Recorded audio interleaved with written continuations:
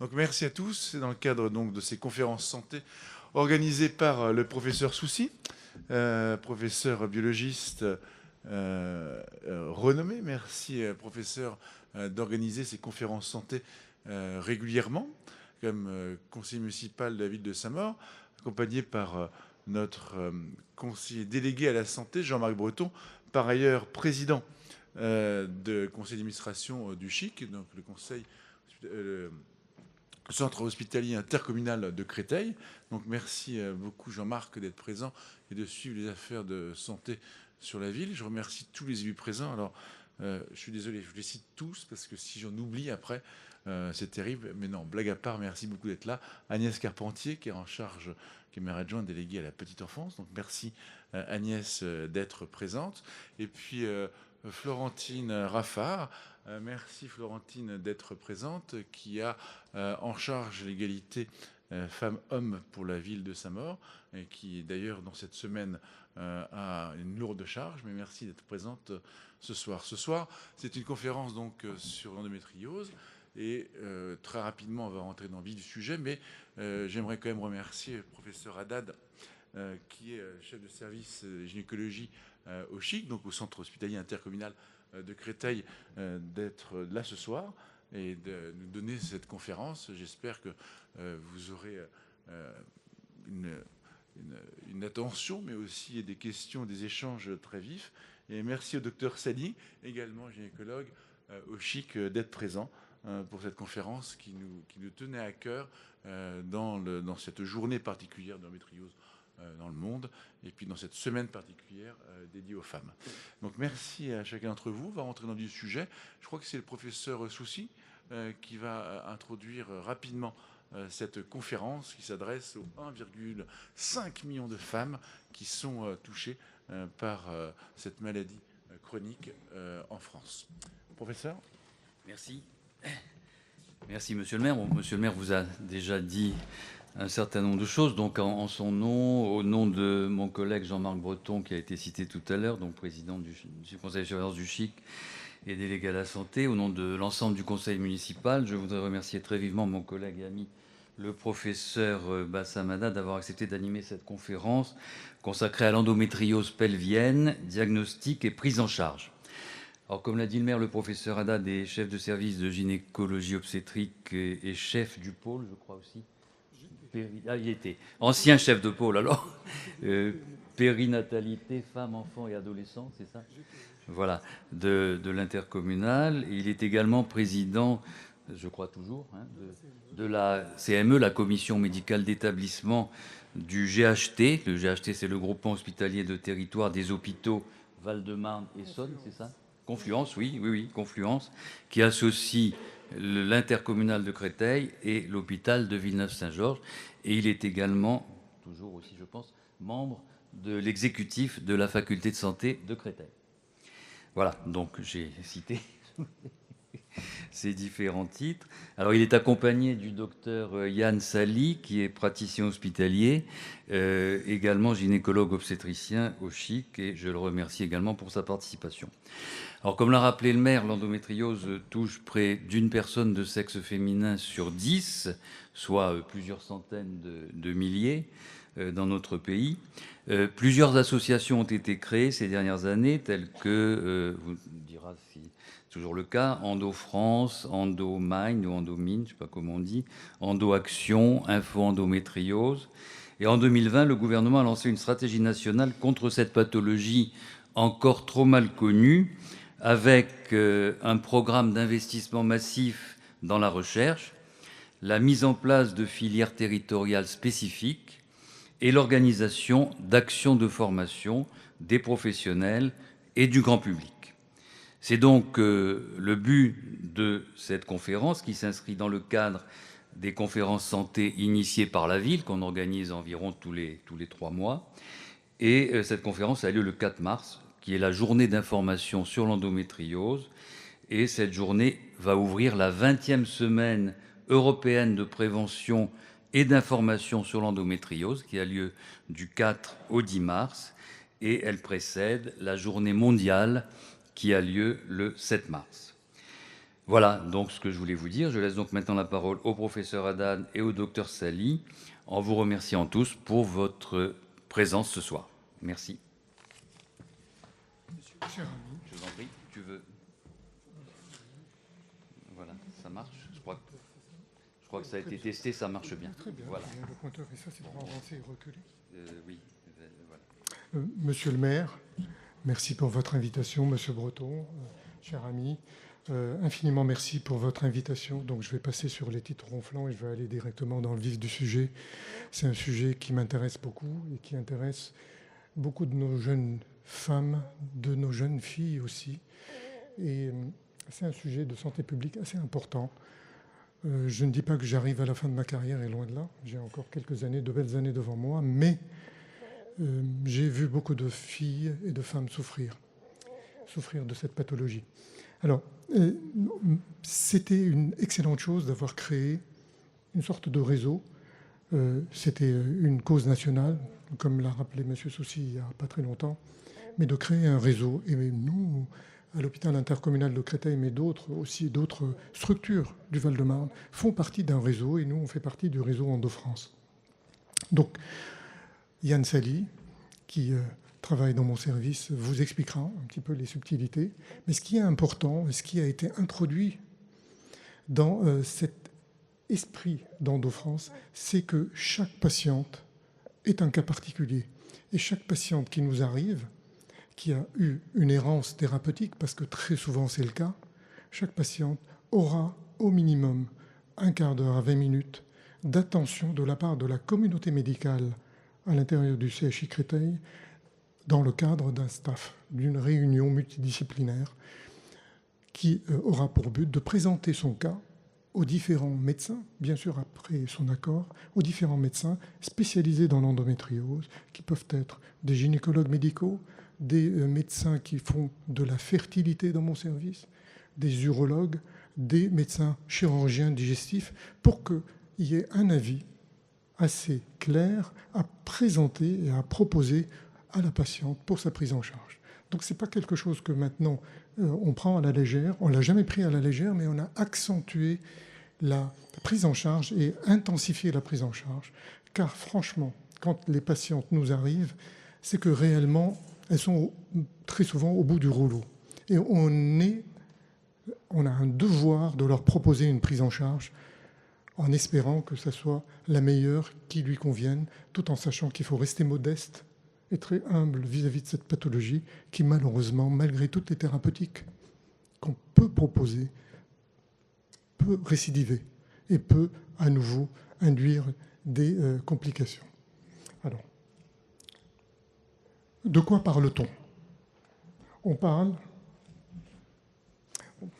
Je vais regarder plutôt de ce côté, pardon pour les participants du côté droit. Voilà, je tourne un peu le dos. De quoi parle-t-on? On parle... Yann, ça ne marche pas très bien. Vous n'avez pas de pointeur? On ne voit pas. C'est parce que c'est... sur l'écran, ça ne marche pas? Ah. C'est sur le dos. Alors, de quoi parle-t-on? Je vais parler fort.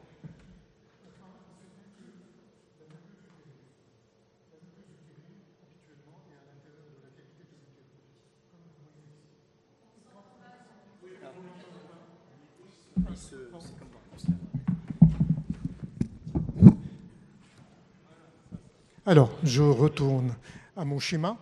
On parle de cette muqueuse utérine qui habituellement est à l'intérieur de l'utérus. Là, comme vous voyez, le vagin, l'utérus, la muqueuse utérine, les trompes et les ovaires. Habituellement, cette muqueuse, cycliquement, dès que la fille commence à avoir ses règles, cycliquement, cette muqueuse, avec un tout petit peu de sang, va tomber. C'est ce qu'on appelle les règles. Dès les premières règles, la fille doit voir le sang écouler. Parce que l'un des tout premiers diagnostics chez une jeune fille qui a des douleurs une fois par mois sans l'apparition de règles, et c'est la raison pour laquelle il faut à tout prix qu'elle soit examinée dans ce cas-là, c'est qu'il y ait une malformation utérine. Une malformation utérine avec le col qui est obstrué, une malformation vaginale avec un diaphragme vaginal, et un peu plus bas, une imperforation hyménéale. Ce qui fait que cette fille va avoir des règles douloureuses qui n'apparaîtront pas, mais une fois par mois, elle va dire à sa maman « j'ai très très mal, je ne sais pas ce qui se passe ». Et en réalité, il y a un obstacle. Il y a un obstacle à l'écoulement des règles. Mais c'est très important que vous l'ayez en tête, quand il y a un obstacle à l'écoulement des règles, ça fait très très mal. La grande majorité des filles, heureusement, n'ont pas cette malformation, n'ont pas de malformation utérine. C'est environ 3% des jeunes filles qui ont une malformation utérine ou vulvo-vaginale. La grande majorité des cas d'endométriose, de douleur pelvienne, survient en réalité d'un reflux menstruel. C'est-à-dire que le sang va passer en partie par les voies naturelles et une partie va passer par les trompes et aller dans le péritoine. Et là, encore une fois, ce sang avec la muqueuse ne peut pas s'évacuer. C'est le même phénomène que la malformation. Ne peut pas s'évacuer, donc va s'enquister, va entraîner une inflammation. C'est la raison pour laquelle l'endométriose est assimilée à une maladie inflammatoire chronique. Ça va entraîner une inflammation au niveau du péritoine et une fois par mois, le sang passant au niveau du péritoine peut entraîner une kystisation au niveau du péritoine et des douleurs. Et après, on n'a plus besoin que le sang passe. Une fois que ça y est dans le ventre et que la muqueuse s'est implantée par un mécanisme encore qu'on ne connaît pas, il y a des mécanismes immunitaires qui font que chez certaines patientes, chez certaines filles, la muqueuse va s'implanter au niveau du péritoine, au niveau du ventre. Et une fois par mois, elles vont avoir du sang et ce sang ne va pas pouvoir s'évacuer. Et ce sang va entraîner des douleurs. Le sang dans le ventre est très très douloureux. Les rares filles, heureusement, les rares femmes qui ont eu des grossesses extra-utérines peuvent le raconter. Les grossesses extra-utérines entraînent un saignement dans le ventre. Elles ont très très très mal à cause du saignement dans le ventre. Et ce saignement-là est très très douloureux. Donc une fois par mois, c'était un exemple, la grossesse extra-utérine, une fois par mois, les filles qui doivent avoir des règles peuvent avoir des règles, mais très douloureuses. Diapo suivante. La prévalence, comme on vient de vous le dire, est environ d'une dizaine de pourcents. 10 à 15% des femmes en âge de procréer vont avoir des douleurs. Si on fait une projection, l'endométriose, si on fait une projection sur le monde entier, on est à 190 millions environ. C'est un travail qui est paru dans le New England en 2020. 190 millions de patientes, vous imaginez, c'est énorme. C'est énorme. Et ça fait très très mal au cœur de voir toutes ces femmes souffrir. Alors, problème, c'est que certaines femmes ont de l'endométriose asymptomatique. On le découvre au cours d'une célioscopie. On voit des taches d'endométriose. Attention, on expliquera cela à la patiente, à la femme ou à la fille, mais surtout, on ne l'affole pas parce que l'endométriose n'est pas forcément symptomatique. Symptomatique, c'est-à-dire entraîne une symptomatologie des douleurs. Près de 20% des femmes hospitalisées pour des douleurs pelviennes qu'on n'arrive pas à bien édicter ont de l'endométriose. Et enfin, 30% des femmes ayant de l'endométriose vont avoir des troubles de la fertilité. Très important, les troubles de la fertilité, parce que ces femmes, parfois, n'ont pas mal, mais essayent d'avoir un enfant. Et dans les explorations, on tombe sur de l'endométriose. Alors que faire? Là aussi, encore une fois, comme je vous l'ai dit, dans la réunion multidisciplinaire, avec les spécialistes de l'aide médicale à la procréation, on va analyser le cas et proposer la meilleure prise en charge pour que cette patiente qui vient pour un problème de fertilité ne se retrouve pas à être traitée de l'endométriose d'une façon sauvage, entre guillemets, alors qu'elle, elle veut un enfant. Donc il est important de savoir où on met les pieds. Diapositive suivante. Alors pour que vous sachiez, il y a eu une confusion essentiellement dans notre classification en France. On a considéré à une certaine époque qu'il n'y avait pas 3 forme d'endométriose et une forme de localisation autre que péritonéale, je vais y revenir, mais en réalité 4, c'est-à-dire avec l'endométriose qui atteint l'utérus. Vous vous rappelez, à un moment, je vous ai dit, la muqueuse, elle doit tomber, mais parfois la muqueuse à l'intérieur de l'utérus lors des règles ne tombe pas et se niche dans des cryptes chez les femmes de la quarantaine. Et ce n'est pas une vraie endométriose, c'est ce qu'on appelle de l'adénomiose. Vous avez dû entendre parler. L'adénomiose, il fut un temps en France, on l'a considérée comme de l'endométriose interne. Ce n'est pas tout à fait la même chose. Et la thérapeutique, d'ailleurs, est beaucoup plus simple, beaucoup plus aisée. Et on ne l'assimile plus maintenant, même du point de vue international, à de l'endométriose. On la laisse de côté, on l'appelle l'adénomiose, c'est de l'adénomiose. Et l'endométriose, on a 3 grandes formes. L'endométriose superficielle, c'est-à-dire c'est la petite lésion du péritoine, mais très superficielle. On vous montrera, on a des photos tout à l'heure, et avec une vidéo. L'endométriome ovarien, c'est-à-dire l'endométriose se niche à l'intérieur de l'ovaire et potentiellement peut abîmer la fonction ovarienne parce que l'endométriose va grossir à l'intérieur de l'ovaire petit à petit et malheureusement prendre la place des vrais tissus nobles, les follicules ovariens qui plus tard pourront donner l'ovocyte qui va être fécondé par un spermatozoïde et faire un bébé. Et puis l'endométriose profonde qui, elle aussi, nous pose de sérieux problèmes. Ces 2 endométrioses-là posent de sérieux problèmes. Ce sont les endométrioses les plus fréquentes, des sérieux problèmes, car très douloureuses et pourvoyeuses de complications pouvant amener à intervenir et faire des interventions chirurgicales plus ou moins lourdes. On en reparlera. Alors, une forme très rare d'endométriose, c'est l'endométriose disséminée. Alors, malheureusement, on ne connaît pas bien la physiopathologie. On se pose la question d'une dissémination soit lymphatique, parce qu'on peut trouver, soit hématogène, on peut trouver de l'endométriose au niveau du thorax. Certaines femmes font des hémothorax, voire des pneumothorax, c'est-à-dire lors des règles, le poumon se décolle. C'est très complexe comme prise en charge, et là c'est une prise en charge par les chirurgiens thoraciques qui doivent aller coaguler ces lésions d'endométriose. Sinon, ça revient. Mais c'est une forme extrêmement rare. Vous avez dû entendre parler de l'endométriose au niveau du nombril, qui est beaucoup plus fréquent. Et là aussi, il n'y a aucune raison qu'il y ait au niveau du nombril de l'endométriose. C'est une forme de dissémination qui est encore mal comprise. Mais il faut le savoir, elle existe. Et il ne faut pas la négliger, car elle est aussi pourvoyeuse de complications. Diapositive suivante.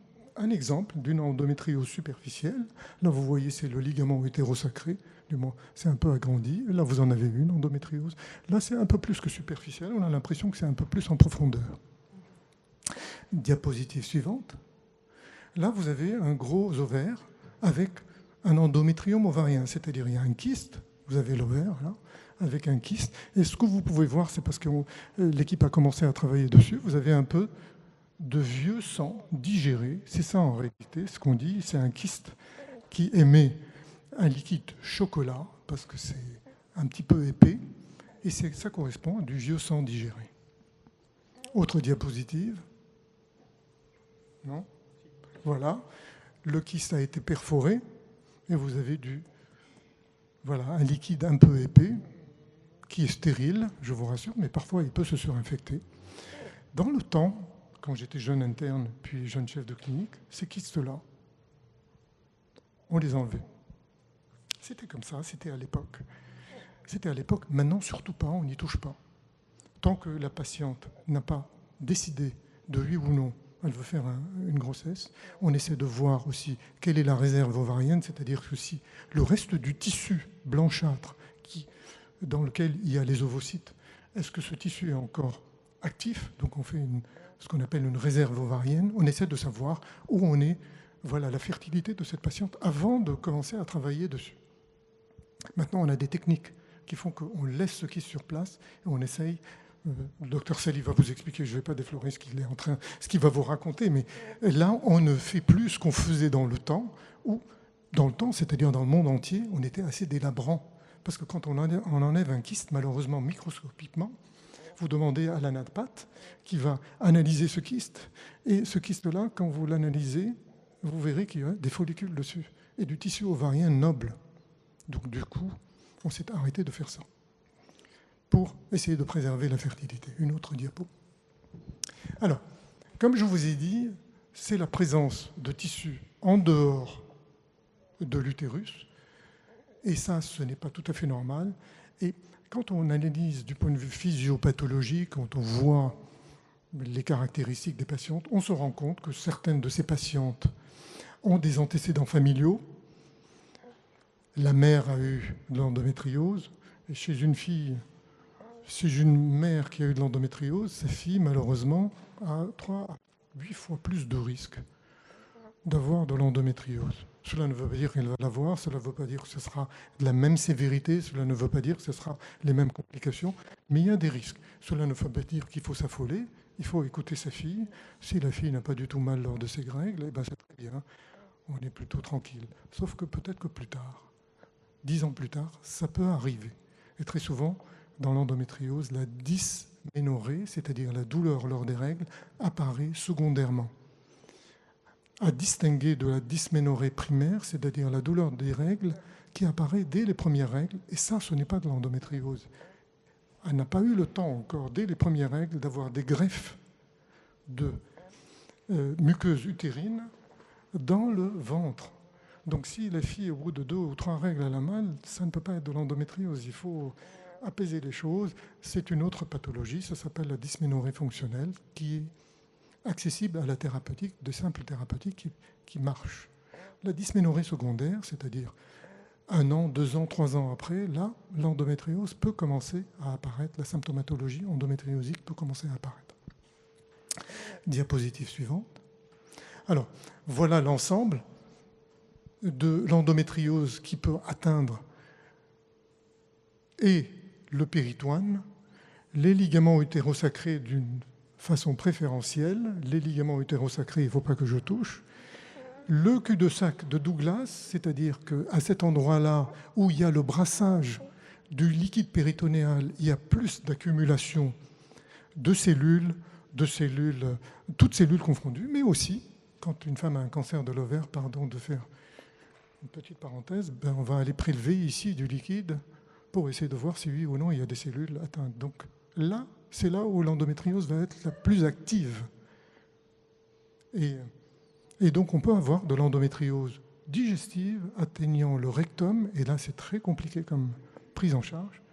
Vous ne les voyez pas, il y a les urtères qui passent par là. C'est ce tuyau qui passe du rein à la vessie, dans lequel il y a l'urine, et quand l'endométriose est importante ici et qu'elle atteigne l'urtère, il peut y avoir un retentissement sur le rein. Et j'ai déjà eu une patiente qui m'a été adressée d'Henri Mondor, de mon ami Alexandre Delataille, le chef de service d'urologie, qui avait une hypertension sévère, apparue brutalement, que personne ne comprenait. Ils l'ont confiée au professeur Delataille parce qu'il y avait une dilatation des 2 reins. Ils ont fait un scanner, ils sont tombés sur de l'endométriose bilatérale, avec une atteinte bilatérale des urtères, et on a dû l'opérer au CHI Créteil, il est venu, et on a fait une dérivation urétérale. Et on a enlevé l'endométriose, et elle est guérie du jour au lendemain, sa pression artérielle est redevenue normale, du jour au lendemain. Donc il peut y avoir des atteintes très sévères. Alors là, vous pouvez voir les atteintes au niveau des ovaires, les atteintes au niveau des trompes, donc ça peut entraîner de l'infertilité, des adhérences, comme c'est une maladie inflammatoire, je vous l'ai dit au tout début, ça peut entraîner des adhérences, et qui dit adhérence dit mauvaise circulation des ovocytes et spermatozoïdes pour aller dans l'utérus, et donc risque de grossesse extra-utérine, risque d'infertilité. Donc tout ça est malheureusement lié à l'endométriose. Et bien sûr, comme je l'ai dit au départ, nous, le premier signe, elle vient nous voir, entre autres, chez nous, pour la douleur ou pour l'infertilité. L'infertilité, c'est en AMP, dans le service, et la douleur, c'est chez nous. Diapositive suivante. Alors, comme je vous ai dit, l'endométriose est en réalité, en général, une douleur lors des règles qui apparaît secondairement. C'est une dysménorrhée secondaire.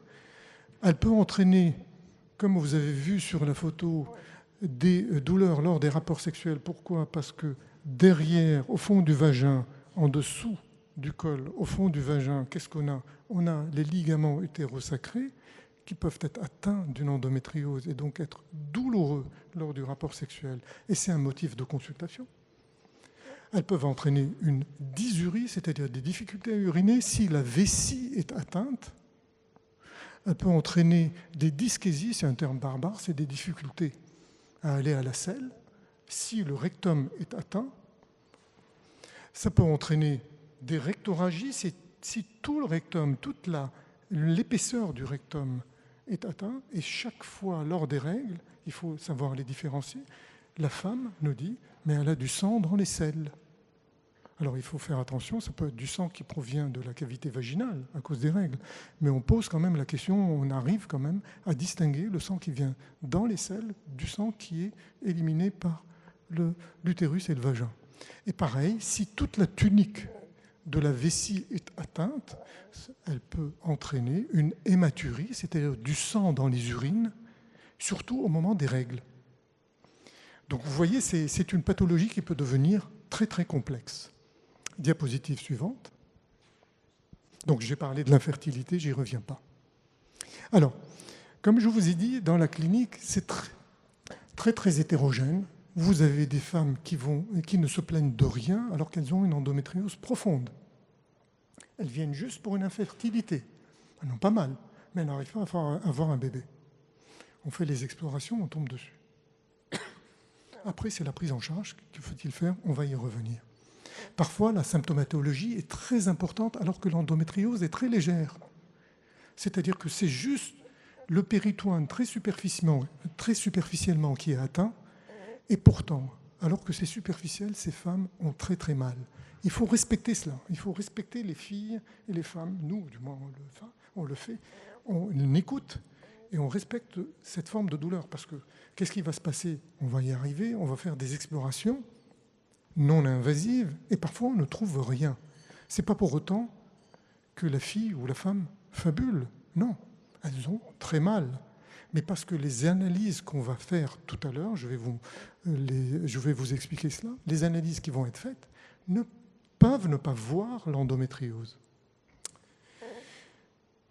Et comme je vous ai dit, on ne traite pas des images, parce qu'on va voir après ce qu'il en est, on ne traite pas des images, mais on traite des patientes qui ont mal. C'est-à-dire que si on tombe sur une image d'endométriose alors qu'elle ne se plaint de rien, il ne faut pas l'affoler, elle ne se plaint de rien. Par contre, il faut la surveiller, parce que si l'endométriose évolue, qu'il n'y ait pas un dégât au niveau des organes adjacents, comme je l'ai dit, c'est-à-dire le rectum, la vessie, etc.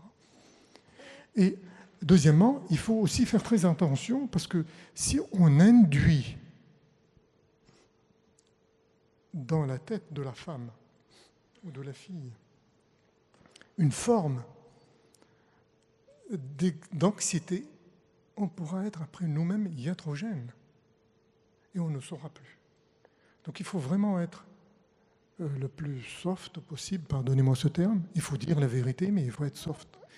Elle a mal, c'est une chose, mais si elle n'a pas mal, on lui dira, mais il n'y a pas de douleur, vous continuez à vivre votre vie et c'est très bien. Et on a beaucoup de patientes comme ça.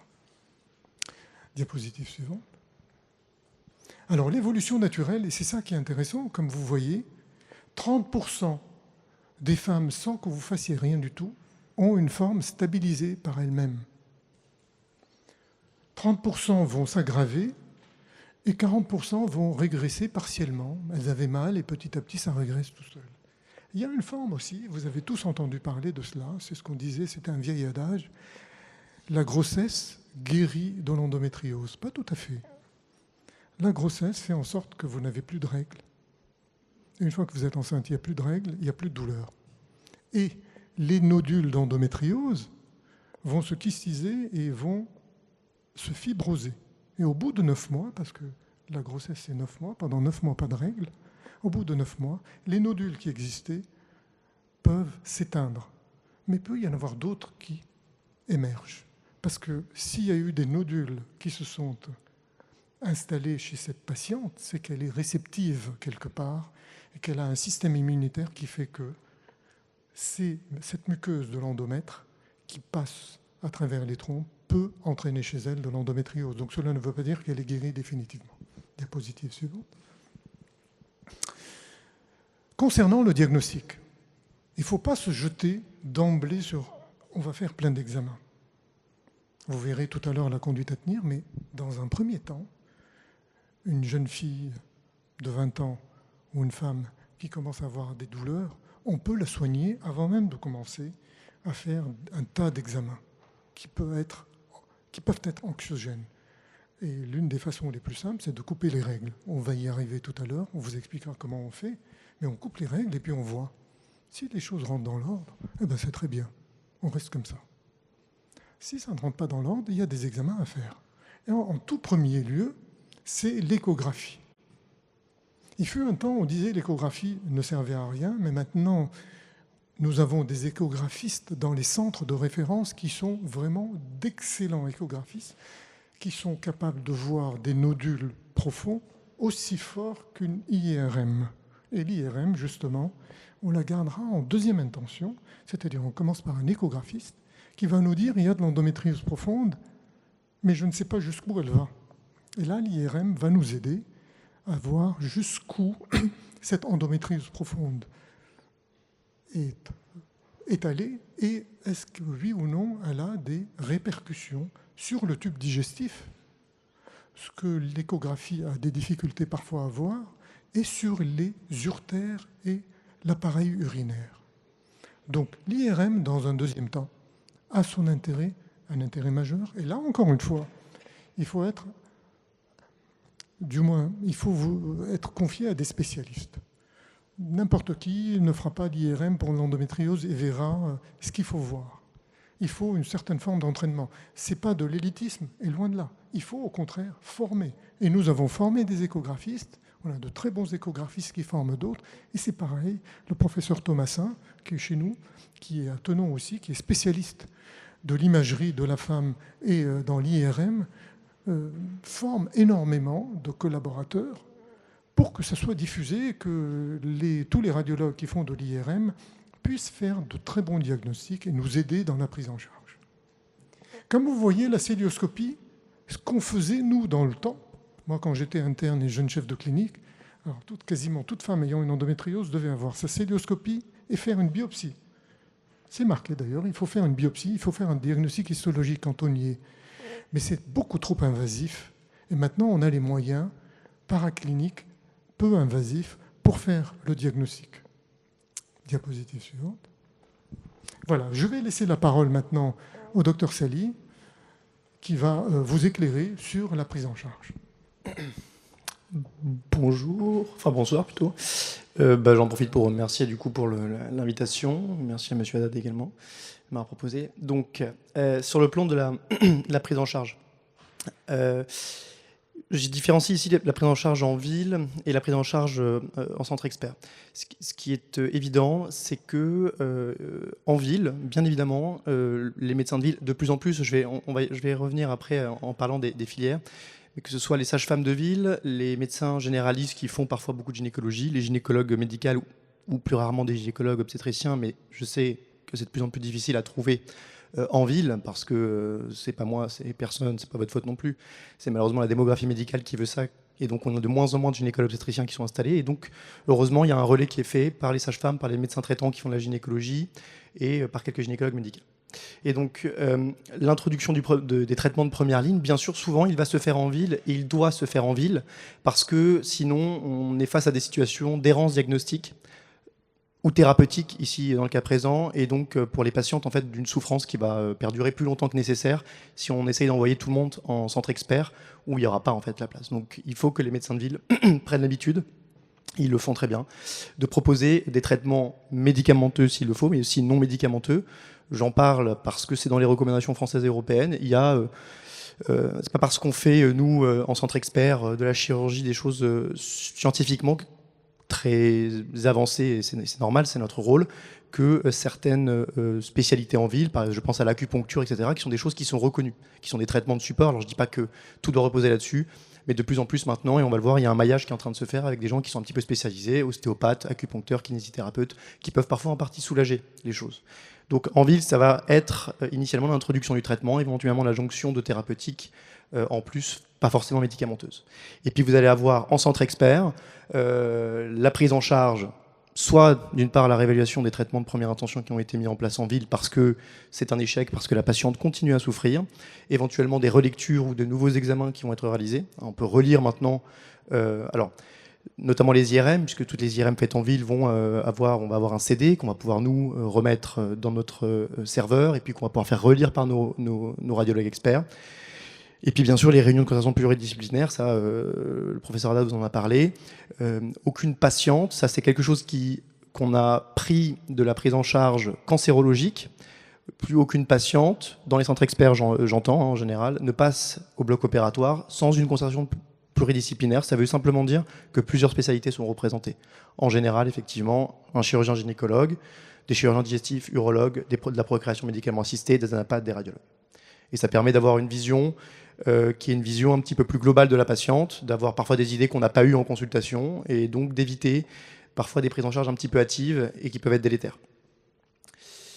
Sur le plan du traitement médicamenteux de première ligne, alors le but, c'est pas du tout de vous faire quelque chose où je vous dis toutes les pilules qui existent, parce qu'il y en a 250 sur le marché, c'est pas ça. Ça, c'est les recommandations européennes. C'est juste pour que aussi vous preniez conscience que, bien sûr, en France, il y a des recommandations, mais en fait, au niveau de l'Europe, quasiment tous les ans, des recommandations, tous les 2 ans, peut-être je suis un petit peu excessif, il y a des guidelines qui sont faites. Alors c'est en anglais, mais elles sont accessibles sur Internet à n'importe qui souhaite le voir. C'est l'ECHRE, c'est un comité européen qui émet des recommandations. Et c'est assez clair, ça c'est une traduction que je vous ai fait d'emblée des recommandations, qui dit qu'en fait, c'est à proposer, c'est-à-dire un traitement médical hormonal, est à proposer en première intention pour les patientes qui présentent des symptômes invalidants. Et l'introduction, il doit faire l'objet d'un choix partagé et prendre en compte l'historique et les désirs de la patiente. Donc, en termes de possibilités, les antalgiques, il faut comprendre que les antalgiques, c'est difficile. Enfin, si la patiente le souhaite, bien évidemment, on essaie d'optimiser les choses. Mais mettre des antalgiques de traitement au long cours, ça n'a pas beaucoup de sens. En fait, vous allez traiter la douleur lorsqu'elle apparaît, c'est pas vraiment optimal. Le but des traitements œstroprogestatifs ou progestatifs, donc patch, anneau, pilule, quel qu'il soit au progestatif, ça va être en général, de manière générale, de couper les règles, c'est-à-dire d'éteindre les lésions. Parce que lorsque vous coupez les règles, vous arrêtez la stimulation de l'endomètre, donc la couche cellulaire interne à l'utérus qui donne les règles, mais vous arrêtez aussi la stimulation des cellules like qui sont à l'intérieur de la cavité et qui tous les mois s'inflamment, saignent et provoquent les douleurs et les symptômes. Donc c'est pour ça que c'est ce type de médicament qu'on met en première intention. Par ailleurs, ils sont contraceptifs aussi, d'accord ? Et à l'heure actuelle, ça reste les traitements de première ligne. Alors ensuite, je tiens quand même ça marche vraiment pas, ce truc ? Non, ok. Je tiens quand même à signaler, donc, c'est pour éventuellement ne pas avoir peur lorsque les choses sont proposées en ville, à savoir pilule continue, discontinue, tout est possible. Tout ce qui est donné pour l'endométriose a prouvé qu'il n'y a pas d'effet délétère derrière sur la fertilité ou sur la santé. Sous réserve, bien évidemment, je vais y revenir, que les contre-indications de tel ou tel produit soient respectées. Mais il ne faut pas avoir peur lorsque un médecin vous dit on va passer la pilule, même si effectivement la pilule n'est pas faite pour être en continu. Ça veut dire que théoriquement, elle est à donner tous les 21 jours avec un arrêt, puis les règles qui se déclenchent. Cette même pilule peut être donnée en continu sur le long cours. Ce n'est pas dangereux. Simplement, le schéma qui a été fait pour cette pilule, c'est pas celui-là. Mais si finalement ce schéma permet à la patiente d'avoir des symptômes qui disparaissent, d'être améliorée dans sa qualité de vie, alors c'est tout gagné et derrière, il n'y a pas de conséquences graves. Je vous en parle aussi, ça c'est les traitements de seconde ligne qu'on introduit en général plutôt à l'hôpital. Ça peut éventuellement arriver qu'on les introduise maintenant en ville parce que c'est autorisé pour un médecin de ville de le donner en fait, pour être précis, je vais rentrer dans le sujet, mais c'est souvent donné quand même à l'hôpital. Pourquoi ? Ce sont les agonistes de GnRH. En fait, ce sont des produits qui vont ménopauser. Alors ça fait peur quand on dit ça, mais c'est quand même ce qu'on dit aux patients parce qu'il faut dire la vérité. Ça ménopause de façon transitoire. Et c'est au niveau central, c'est-à-dire au niveau hypophysaire. On ne bloque pas au niveau périphérique les règles, mais on bloque au niveau de l'hypophyse, puisque quasiment toutes les voies en endocrinologie ont une composante qui est cérébrale d'abord. Et donc on va couper les règles au niveau central. Alors, il faut comprendre que ce sont des traitements qui sont parfois donnés même en procréation médicalement assistée lorsqu'on veut mettre les ovaires complètement au repos avant de faire une FIV, par exemple. Donc, ça, c'est souvent ce que je dis aux patientes, moi, personnellement, pour éviter qu'elles pensent que c'est un traitement extrêmement... Non, mais c'est le traitement le plus puissant qu'on ait à l'heure actuelle. Pourquoi ? Parce que les antagonistes de la GnRH n'ont pas encore la MM en France, c'est actuellement... peut-être en cours, mais c'est pas sûr. Et les anti-aromatases, qui sont des traitements qu'on donne également dans les cancers du sein. En général, dans les cancers du sein de patientes qui sont ménopausées, qui sont des médicaments qui empêchent une formation périphérique de l'œstrogène, enfin de la création périphérique d'œstrogène. Pareil, n'ont pas la même en France. Donc ils sont donnés dans les recommandations européennes, mais on ne peut pas les donner nous en France. Le traitement chirurgical. Alors, dans les principes, l'efficacité du traitement de la chirurgie est prouvée. Simplement, c'est important de le dire, il faut comprendre que dans les études, la chirurgie ne fait pas en fait fondamentalement mieux que le traitement médical.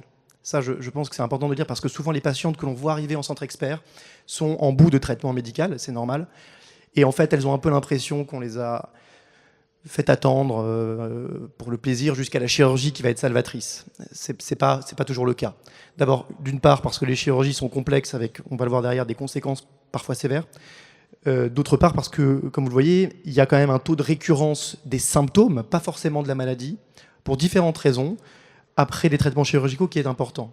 Et en fait, ça vient de plusieurs choses. D'une part, ça peut venir des conséquences chirurgicales, parce que lorsque l'on opère, dès que vous rentrez dans le ventre de quelqu'un, pour parler simplement, et que vous commencez à disséquer des choses, derrière va se créer de la fibrose, des adhérences. En fait, le même type de choses que l'endométriose donne elle-même. Et donc, vous pouvez avoir des patientes derrière qui vont avoir des douleurs sur ce syndrome adhérentiel. Et en plus de ça, vous avez, suivant le nombre d'années où elles ont eu mal, le corps humain retient la douleur quelque part, un peu comme le membre fantôme lorsqu'on perd un membre et qu'on continue à avoir mal. Et en fait, les patientes peuvent continuer à avoir un cycle de douleur qui persiste malgré une disparition des lésions. Donc, il faut quand même bien les informer avant de faire la chirurgie que c'est pas miraculeux, d'accord, que ça a des conséquences, que bien évidemment, si on est en fin de traitement médical, on va y aller, mais c'est pas anodin. Les principes principaux, c'est de la celluloscopie. C'est ce que vous avez vu comme image et on vous montrera une vidéo après. C'est-à-dire, on évite maintenant le plus possible, ça se fait de moins en moins, de réaliser des grandes incisions, soit verticales, soit horizontales. On fait de la celluloscopie, donc on gonfle le ventre avec du gaz, du CO2. Et on insère après des instruments, soit en celluloscopie classique, et maintenant, comme au CHI Créteil, de plus en plus en celluloscopie robot-assistée. C'est-à-dire, on branche un robot sur les orifices de trocar, et le chirurgien est à une console. C'est un avantage important dans le sens où on voit beaucoup mieux, où le robot ne fatigue pas, où il ne tremble pas, et où l'ergonomie est extrêmement différente. Donc il y a eu un vrai apport du robot, qui est aux États-Unis depuis 15 ans et qui est en France de plus en plus. C'est de la résection plus que de la destruction, c'est-à-dire essayer de retirer les lésions plus que juste les brûler. C'est de la préservation nerveuse, vous allez voir sur la vidéo. Dès que vous commencez à réséquer, le but, c'est pas de réséquer n'importe comment. C'est d'abord de mettre à distance les structures nobles. Monsieur Haddad vous a parlé des uretères. Il y a également des nerfs qu'il va falloir respecter. Le rectum, si le rectum n'est pas envahi. La vessie, un certain nombre de structures que, si c'est pour rentrer et faire plus de dégâts, ça n'a aucun intérêt. Donc, c'est d'abord de la dissection, mettre à distance les structures nobles et ensuite réséquer. Et puis, parfois, peuvent s'y associer une ablation de l'utérus ou pas, des ovaires ou pas. Ça, c'est dans la littérature des choses qui sont très débattues. Il y a des articles qui montrent que si on enlève l'utérus dans le même temps, les patients ont moins mal derrière. Oui, mais en fait, la patiente, si elle a 30 ans et qu'elle n'a pas d'enfant... voilà. Donc tout ça se discute en fonction de la patiente, de ses antécédents, de ce qu'elle désire dans la vie. L'endométriose superficielle, on vous en a parlé, il n'y a pas de preuve de l'efficacité de la chirurgie. C'est-à-dire si on rentre et qu'on trouve de l'endométriose superficielle juste vraiment des petites taches au niveau du péritoine, il n'est pas prouvé dans la littérature que si vous l'enlevez, la patiente ira mieux. Principalement parce qu'en plus, en général, les patientes sont très peu symptomatiques sur l'endométriose superficielle. Donc, les endométriomes, monsieur Haddad en a parlé, la kystectomie, c'est beaucoup plus efficace. C'est ce que vous avez vu. On ouvre le kyste et puis on va aller enlever l'intégralité de ce kyste, c'est-à-dire de sa coque. Le problème, c'est que quand on fait ça, on est extrêmement agressif sur la réserve ovarienne. Donc de plus en plus maintenant, on a des nouvelles techniques qu'on a par exemple au CHI qu'on est en train de développer parce que c'est pas, c'est autorisé en France, mais peu de centres longs, c'est du laser, c'est-à-dire en fait, on utilise un laser qui va, au lieu de retirer le kyste, on ouvre le kyste, on le vide et on brûle sa surface interne. Et ça, avec le laser, qui a la pénétration dans les tissus est très faible, ça vous permet de brûler de façon très superficielle. Et puis l'endométriose profonde, ça on l'a dit, qui doit, en général, de plus en plus maintenant, et je pense que c'est important comme en cancérologie, parce qu'il faut faire un certain nombre de cas. Il faut avoir une équipe multidisciplinaire avec des chirurgiens digestifs, des chirurgiens urologues et des chirurgiens gynécologues qui soient tous un petit peu formés sur l'endométriose pour pouvoir faire des chirurgies complètes. Donc, en centre expert, les atteintes digestives qui parfois peuvent entraîner des résections digestives, c'est-à-dire on va retirer des bouts du tube digestif parce que c'est tellement atteint qu'on ne peut pas juste passer entre la lésion et le tube digestif. Donc on va réséquer. Parfois, on va être obligé de faire des résections larges, c'est-à-dire des choses qui vont presque ressembler à un cancer du côlon ou du rectum. Donc, c'est des choses qui sont quand même extrêmement agressives. Les ligaments utérosacrés, vous allez voir une vidéo après de résection de ligaments utérosacrés torus. Le torus, c'est vraiment juste la jonction des deux ligaments utérosacrés. Ligament utérosacré, ça veut juste dire que ça va de l'utérus au sacrum. C'est l'un des ligaments qui attache l'utérus dans le ventre. Et c'est la partie la plus déclive de l'abdomen. La cloison rectovaginale, c'est quand vous passez, on va l'ouvrir, enfin vous verrez une vidéo où on ouvre la cloison, c'est la partie du corps humain qui se trouve entre le vagin et le rectum. Ce sont des espaces, on appelle ça des espaces en chirurgie. Quand vous les ouvrez, théoriquement, ce sont des espaces avasculaires où il n'y a pas de structure noble en général et où surtout il y a très peu de vaisseaux et qui vont s'ouvrir tout seuls avec le gaz. Et puis les urtères et la vessie, les urtères principalement, comme M. Haddad vous en a parlé, c'est une des rares urgences. C'est très rare d'avoir une urgence chirurgicale en endométriose. Une des principales urgences, quasiment la seule, ça va être une atteinte urétérale avec compression de l'urtère. Parce que là, dans ce cas-là, effectivement, l'urine ne passe plus du rein jusqu'à la vessie. Vous avez une hyperpression en amont et vous avez une destruction rénale. Et après, derrière, ça peut être éventuellement une insuffisance rénale et une patiente qui va être dialysée. Donc c'est des conséquences là. C'est rare, hein. Je ne suis pas là pour faire peur, c'est rare. Mais c'est une des rares urgences. L'hormonothérapie, quand est-ce qu'on la met? Est-ce que le diagnostic est nécessaire? Justement non. C'est-à-dire si on a une très forte suspicion, la patiente est extrêmement douloureuse, elle a une qualité de vie altérée. Comme M. Haddad a dit, on ne traite pas des images, on traite des gens, on traite des symptômes et on traite une altération de la qualité de vie. Donc on n'a pas besoin d'avoir un diagnostic. Le diagnostic, c'est intéressant sur le plan scientifique et intellectuel. Mais avant ça, l'objectif principal, l'urgence, c'est de traiter la dame. Donc on commence toujours par introduire un traitement de première ligne, si elle n'en a jamais eu, ou si elle en a eu d'autres, on va en introduire un nouveau, pour essayer de la soulager le plus rapidement possible. Sur les symptômes et sur sa qualité de vie, d'une patiente bien sûr qui est informée de ce qu'on va lui donner, des effets secondaires, de l'absence de contre-indication, de comment il faut la prendre et de quand est-ce qu'on réévalue. On va choisir, ça c'est pour que vous sachiez que, voilà, c'est pas juste on donne parce qu'il y a un laboratoire qui est venu nous voir la veille ou parce que, voilà. Tout ça se base bien évidemment sur l'interrogatoire, sur l'antériorité de traitement, qu'est-ce qu'elle a déjà eu, est-ce qu'il y a des choses qui ont déjà marché, il y a des patientes qui viennent nous voir en disant on vient de me diagnostiquer l'endométriose, voilà, mais qu'avez-vous comme traitement? Actuellement rien, vous avez déjà eu des choses, oui ça a marché, ah oui j'avais pas mal. Ok, on réessaye, oui c'est super, en fait c'était la pilule que j'avais avant, et effectivement j'avais pas mal avec. Ok, donc ça c'est extrêmement important. Antécédents et contre-indications, il y a des pilules qui sont interdites pour une patiente qui va être par exemple obèse, fumeuse avec des antécédents de phlébite. Vous n'allez pas donner à cette patiente une pilule qui est contre-indiquée dans ces conditions-là. Le désir de la dame, il y a des dames qui vous disent moi je veux surtout pas prendre un médicament tous les jours parce que je sais que je le prends pas et ça sert à rien. Vous n'allez pas lui dire forcez-vous un peu. On trouve des solutions. Donc on dit ok très bien, si la pilule vous avez jamais réussi à la prendre correctement, si c'était un calvaire, si vous l'oubliez à chaque fois, on va essayer plutôt dans ce cas-là un dispositif intra-utérin, on va essayer un implant sous-cutané. Okay, et donc l'observance prévisible comme je viens de le dire. Ensuite on réévalue toujours au minimum 3 mois. L'évaluation c'est les symptômes, est-ce que ça va mieux, mais c'est aussi la qualité de vie. Vous avez ici le pH5 et le pH30, ce sont 2 questionnaires validés. Pour être franc, c'est souvent le pH5 qui est utilisé parce que le pH30, il y a beaucoup de questions et même la patiente, elle fatigue à la fin de la consultation. Donc le pH5 qui est validé, c'est souvent ce qu'on utilise. La tolérance, est-ce que, parce que si elle vous dit j'ai plus mal du tout, mais par contre j'ai pris 10 kilos, j'ai de l'acné de partout et je n'ai plus de libido. Là, vous avez transféré une altération de la qualité de vie. Donc en fait, l'un dans l'autre, c'est pas optimal. Donc il faut, dans ce cas-là, changer quelque chose. Et donc le désir de la patiente, elle a le droit de vous dire, après 3 mois, en fait, j'ai bien réfléchi, je veux pas prendre de pilule. J'en ai marre. Pareil, on va pas la forcer. Il faut que tout ça soit dans un accord entre le praticien et la patiente. Et la deuxième ligne, du coup, alors l'introduction en ville est possible. Oui, mais là, il faut vraiment des gens qui soient un petit peu habitués à mettre ce traitement en place. En général, c'est un traitement qui est après échec de beaucoup de traitements et qui va permettre éventuellement de faire attendre la patiente parce qu'elle a un rendez-vous en centre expert dans 3 à 4 mois. Et donc ça permet déjà d'introduire ce traitement et de voir dès qu'elle arrive en centre expert, j'ai eu ça, oui ça va un petit peu mieux mais c'est pas parfait. Donc déjà on a gagné un peu de temps. Il faut quand même là qu'il y ait un diagnostic de certitude, c'est-à-dire que c'est difficile de mettre ce genre de thérapeutiques qui vont donner des effets secondaires potentiellement invalidants. On parle ici d'une ménopause induite, certes transitoire mais induite avec les effets de la ménopause, c'est-à-dire des bouffées de chaleur extrêmement importantes, une altération parfois de l'humeur. Donc là, pour cette indication-là, il faut vraiment avoir un diagnostic déjà de certitude radiologique, puisque aujourd'hui c'est la radiologie qui permet de faire le diagnostic quasiment dans 95% des cas. Respecter l'AMM. En France, on n'a pas le droit de prescrire ce médicament plus de 12 mois. C'est comme ça, c'est la réglementation. J'entends ici à une patiente, bien sûr, dans cette indication-là. Ça dépend suivant les indications. Et on peut aussi le donner pour les fibromes, par exemple. L'AMM peut changer, mais ici, c'est 12 mois. Et une ADBAC thérapie, ça veut dire en fait des œstrogènes. Donc ça, c'est pareil, il ne faut pas avoir peur si on arrive à ce traitement. C'est simplement qu'on donne des œstrogènes en plus, soit à mettre sur la peau, soit par comprimé, pour limiter au maximum les effets, justement, du traitement en termes de syndrome climatérique, c'est-à-dire les bouffées de chaleur, mais également la déminéralisation osseuse et les facteurs de risque cardiovasculaire. Donc ça, il ne faut pas avoir peur, c'est souvent un médicament qui vient avec. Donc on vous dit, je vous ménopause, mais je vous donne des œstrogènes. Parfois, les patientes, elles ne comprennent pas très bien. Mais en fait, c'est justement pour pas qu'elles aient une altération de la qualité de vie. Et puis, bien sûr, la bonne temporalité d'introduction après des échecs tout de même de traitement.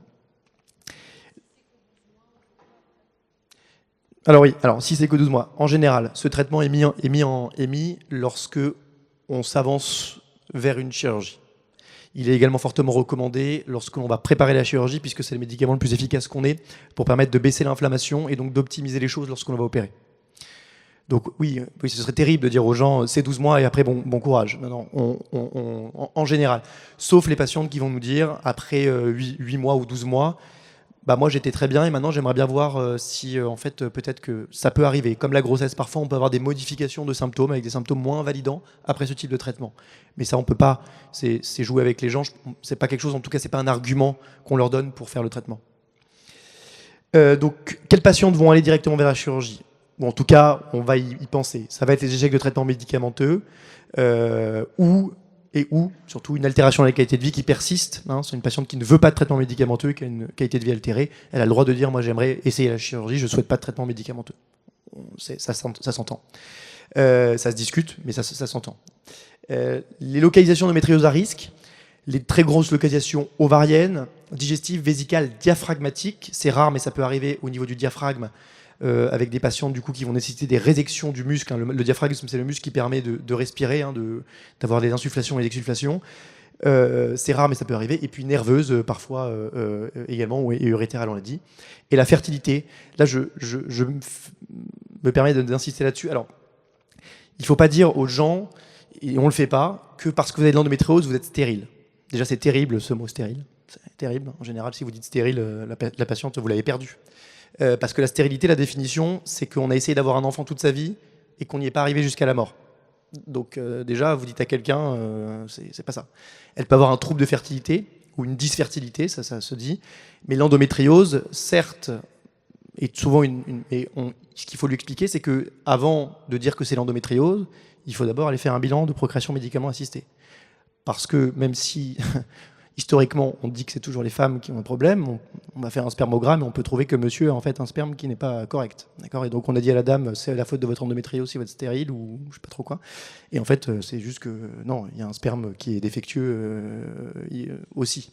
Donc ça demande un bilan total. C'est pas parce qu'on a endométriose qu'on a un trouble de fertilité. C'est pas parce qu'on a un trouble de fertilité d'endométriose que c'est la faute de l'endométriose. Ça, c'est une fois qu'en centre expert, après discussion avec les collègues de procréation médicalement assistée qui ont fait un bilan adéquat, on nous dit on ne trouve plus que l'endométriose comme cause. Et là, on discute en RCP il y a eu des échecs de procréation médicalement assistée, allons vers la chirurgie parce que c'est tout ce qui nous reste pour essayer d'optimiser les choses sur le plan de la fertilité.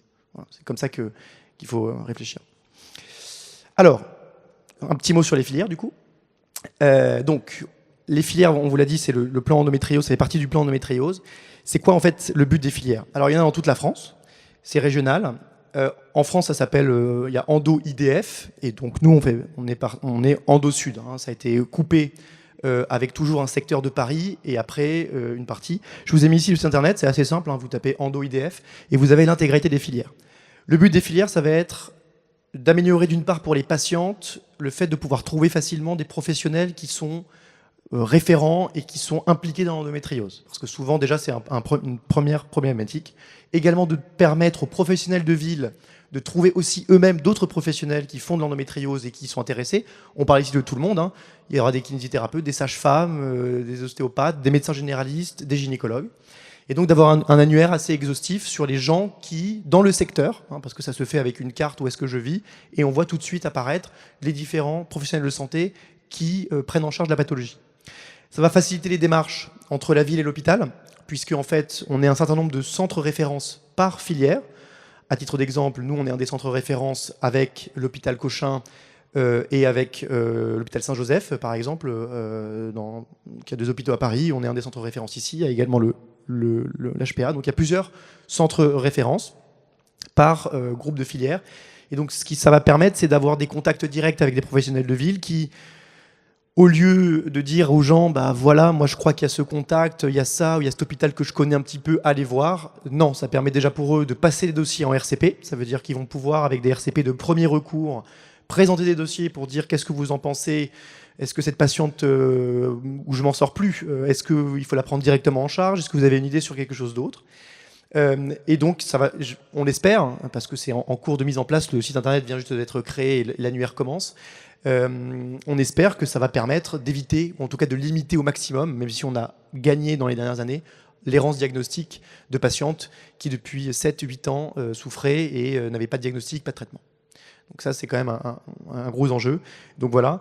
Et puis après, ça va être aussi une mission, et c'est le cas par exemple ici, c'est le cas dans d'autres soirées qu'on a déjà effectuées, de former les professionnels, mais également d'informer comme ici le grand public. Pas juste avec des mots, voilà, mais vraiment que les gens s'impliquent et comprennent que l'information, eh ben, elle est présente, et elle va être présente aussi bien sur le site des associations de patientes qui sont très bien faites. Je pense notamment à EndoFrance, par exemple, avec moi j'ai l'habitude de travailler, mais aussi maintenant sur EndoIDF. Là, ce sont les ressources bibliographiques de l'intégralité du diaporama. Et puis, je vais essayer de lancer la vidéo. Alors, ce n'est pas une vidéo extrêmement agressive, parce que le but, ce n'est pas du tout de faire peur. Tac, tac, tac. C'est laquelle? Théoriquement, ça a marché. Donc ici, vous avez une chirurgie célioscopique. Donc vous voyez ici, on le voit assez bien, ça c'est de l'endométriose. Hein. Vous avez ici des nodules rétractiles qui sont au niveau des ligaments utéraux. Ça c'est un ligament utérosacré. Ici vous avez un ovaire normal et un ovaire normal de l'autre côté. D'accord ? Et ça c'est vraiment le ligament utérosacré qui va de l'utérus. Ici il est globalement sain, ou en tout cas à peu près sain. Et ici vous avez quelque chose où les reliefs ont disparu, où vous avez des lésions qui sont rétractiles. Et là, on est vraiment à l'arrière du vagin. C'est pour vous montrer qu'en fait, ça, c'est considéré comme une résection dite quasiment simplexe. Et pourtant, c'est pas anodin, de faire ce type de chirurgie, parce que pour réséquer des ligaments utérosacrés, ça demande avant toute chose de mettre à distance un certain nombre de structures nobles. Donc là, ça c'est le péritoine. Hein.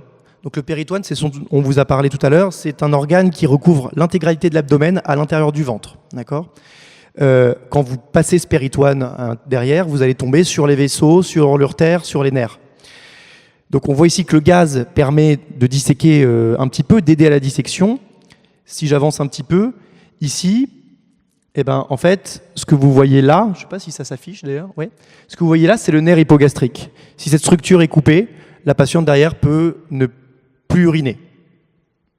Donc ça demande quand même avant, là vous voyez l'urtère, hein, ce que vous voyez bouger là, le petit, ça là, ça bouge, c'est l'urtère. C'est le canal qui va de la vessie, enfin du rein jusqu'à la vessie. Il bouge parce qu'en fait il a un péristaltisme, hein, il bouge tout seul, avec l'urine qui avance vers la vessie. Donc ça nous permet de le repérer. Donc vous voyez que déjà ça demande d'ouvrir, de ne pas abîmer l'urtère qui va être extrêmement proche sous le péritoine, de ne pas abîmer les nerfs. Donc là, je vais avancer un petit peu. Ici, on continue donc à mettre complètement à distance les structures latérales pour complètement individualiser ce ligament utérosacré ici à droite. On va procéder de la même façon à gauche. On voit ici que le relief a fortement disparu. C'est dû à cette inflammation chronique et à l'atteinte endométriosique qui a figé les structures avec de la fibrose résiduelle. On voit ici un aspect très hyperémié. Hyperémié, ça veut dire vous avez des petites taches rouges un peu sur le péritoine, ça veut dire qu'il est inflammé. C'est pas un péritoine normal. Normalement, le péritoine est quelque chose de très blanc, un espèce de blanc un peu lisse, d'accord ? Et donc, si j'avance un petit peu, donc là, on continue la dissection. Donc là, c'est l'autre côté. Si on continue la dissection, ensuite, on voit ici, en fait, ce que vous avez ici, c'est le vagin. et on va ouvrir, ce dont je vous parlais tout à l'heure, la cloison recto-vaginale, c'est-à-dire l'espace qui se trouve entre le rectum et le vagin. On voit que c'est un espace globalement avasculaire qui s'ouvre un petit peu bien pour réussir à mettre à distance le rectum qui est en fait en bas et qui descend vers l'anus. Donc là, c'est pour ça que c'est la partie la plus déclive. C'est là où Monsieur Haddad tout à l'heure vous disait que le liquide, en tout cas les règles, le reflux sanguin va s'accumuler, c'est à cet endroit-là. Et c'est pour ça que les ligaments utérosacrés et le torus sont touchés préférentiellement, c'est parce que c'est ici que s'accumule en général. Et donc c'est forcément, mécaniquement, ça va être plus simple. Là, ici, c'est pour repérer le vagin. On a un dispositif qui permet de mobiliser l'utérus et de repérer le vagin en arrière. Vous avez le rectum ici. Et là, une fois qu'on a fait ça, on a réussi à individualiser l'intégralité de tout ça. Mais avant ça, ça demande quand même du coup un peu de dissection, de mettre à distance les choses. Et ensuite, on peut se permettre de réséquer en sachant qu'on ne va rien abîmer. Voilà. Et donc, in fine, je ne sais pas si à la fin on voit... Oui, voilà. Donc là, on coupe le ligament utérosacré. Et on résèque, on a réséqué toute cette partie en mettant à nu l'intégralité des structures. Bien évidemment, on récupère les prélèvements qu'on va envoyer en anatomopathologie pour que ce soit analysé au microscope. Là, parfois, on fait des compléments de résection. Et à la fin, on teste et on vérifie que les tissus soient souples et qu'on n'ait rien oublié. Parce que là, on est très visuel, vous êtes avec des pinces, on ne sent pas forcément les choses. Ça demande... Bien évidemment, on dit aux patientes qu'elles vont être examinées au bloc opératoire et qu'elles vont bénéficier de touchés vaginaux et parfois rectaux. Ça, c'est de l'information basique de n'importe quelle patiente avant qu'elle soit opérée. C'est pas éthique d'examiner les gens quand ils sont endormis sans les avoir prévenus auparavant. Mais après, on leur explique que c'est pour leur bénéfice et pour réussir à enlever les lésions correctement.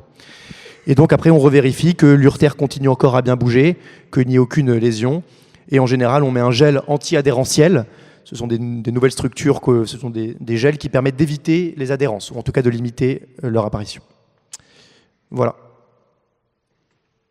Je vous remercie beaucoup.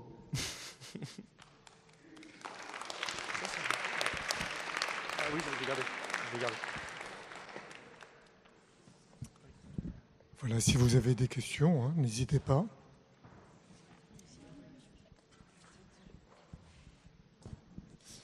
Bonsoir. Du coup, moi, j'ai juste une petite question, ou plutôt une information. Dans votre diapo, vous parlez de qualité de vie, vous parlez des professionnels qui peuvent accompagner dans le non médicamenteux. Vous citez les kinés, les ostéos, l'acupuncture, mais vous citez pas l'ergothérapie.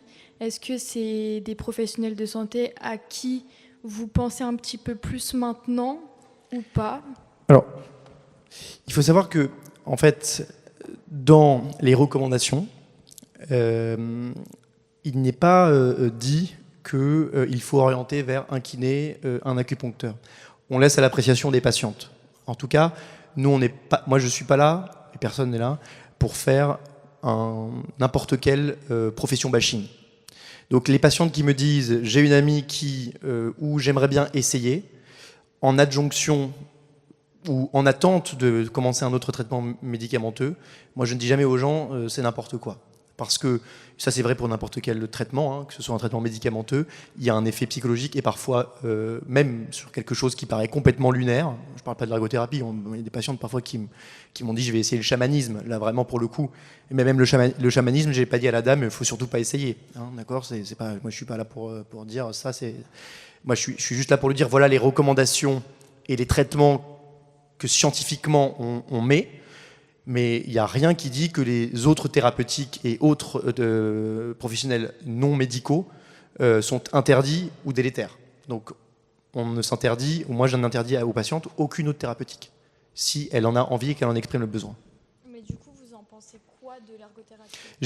J'ai une expérience qui est très faible sur les patientes qui ont essayé l'ergothérapie. Donc je peux pas dire avec aplomb que j'en pense ni du bien ni du mal, dans le sens où j'ai pas eu assez de retours. Et moi, on a tous nos limites. Et moi, je suis un chirurgien gynécologue, donc je suis assez cartésien. Déjà, même les études que je vois avec 1000 patients, faut que je la lise pour la croire. Donc c'est vrai que même si j'avais eu un retour de 2 patientes, je ne pourrais pas en tirer une conclusion, pour moi. Mais en tout cas, j'en tire pas non plus une conclusion dans l'autre sens en disant que ça sert à rien. Ben, j'en profite juste, j'ai fait quelques flyers parce que du coup, moi, je m'y suis intéressée. Je suis ergothérapeute de profession à Saint-Maur-des-Fossés. Et j'en profite, voilà. J'ai fait des petits flyers.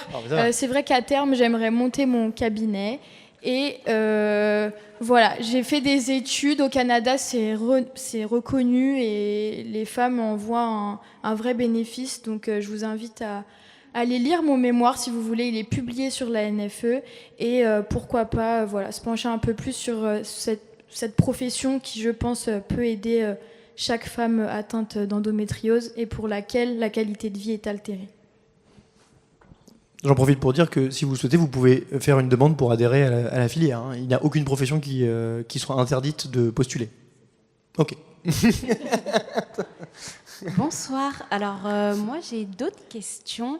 Qu'est-ce que vous pensez d'une patiente à qui on a dit à 3 reprises sur un IRM qu'il y a eu une suspicion d'endométriose, il y a une confirmation et une autre confirmation d'endométriose finalement profonde, et qu'une gynécologue vous dit très clairement non, mais c'est parce qu'on n'a rien trouvé, les médecins n'ont rien trouvé à vous dire d'autre que ça, donc on considère que c'est de l'endométriose, et qu'on m'a proposé du coup de passer par célioscopie, et la médecin m'a dit mais madame, de toute façon je vous ouvrirai, je ne vous trouverai rien, c'est dans votre tête, c'est que des douleurs de règles.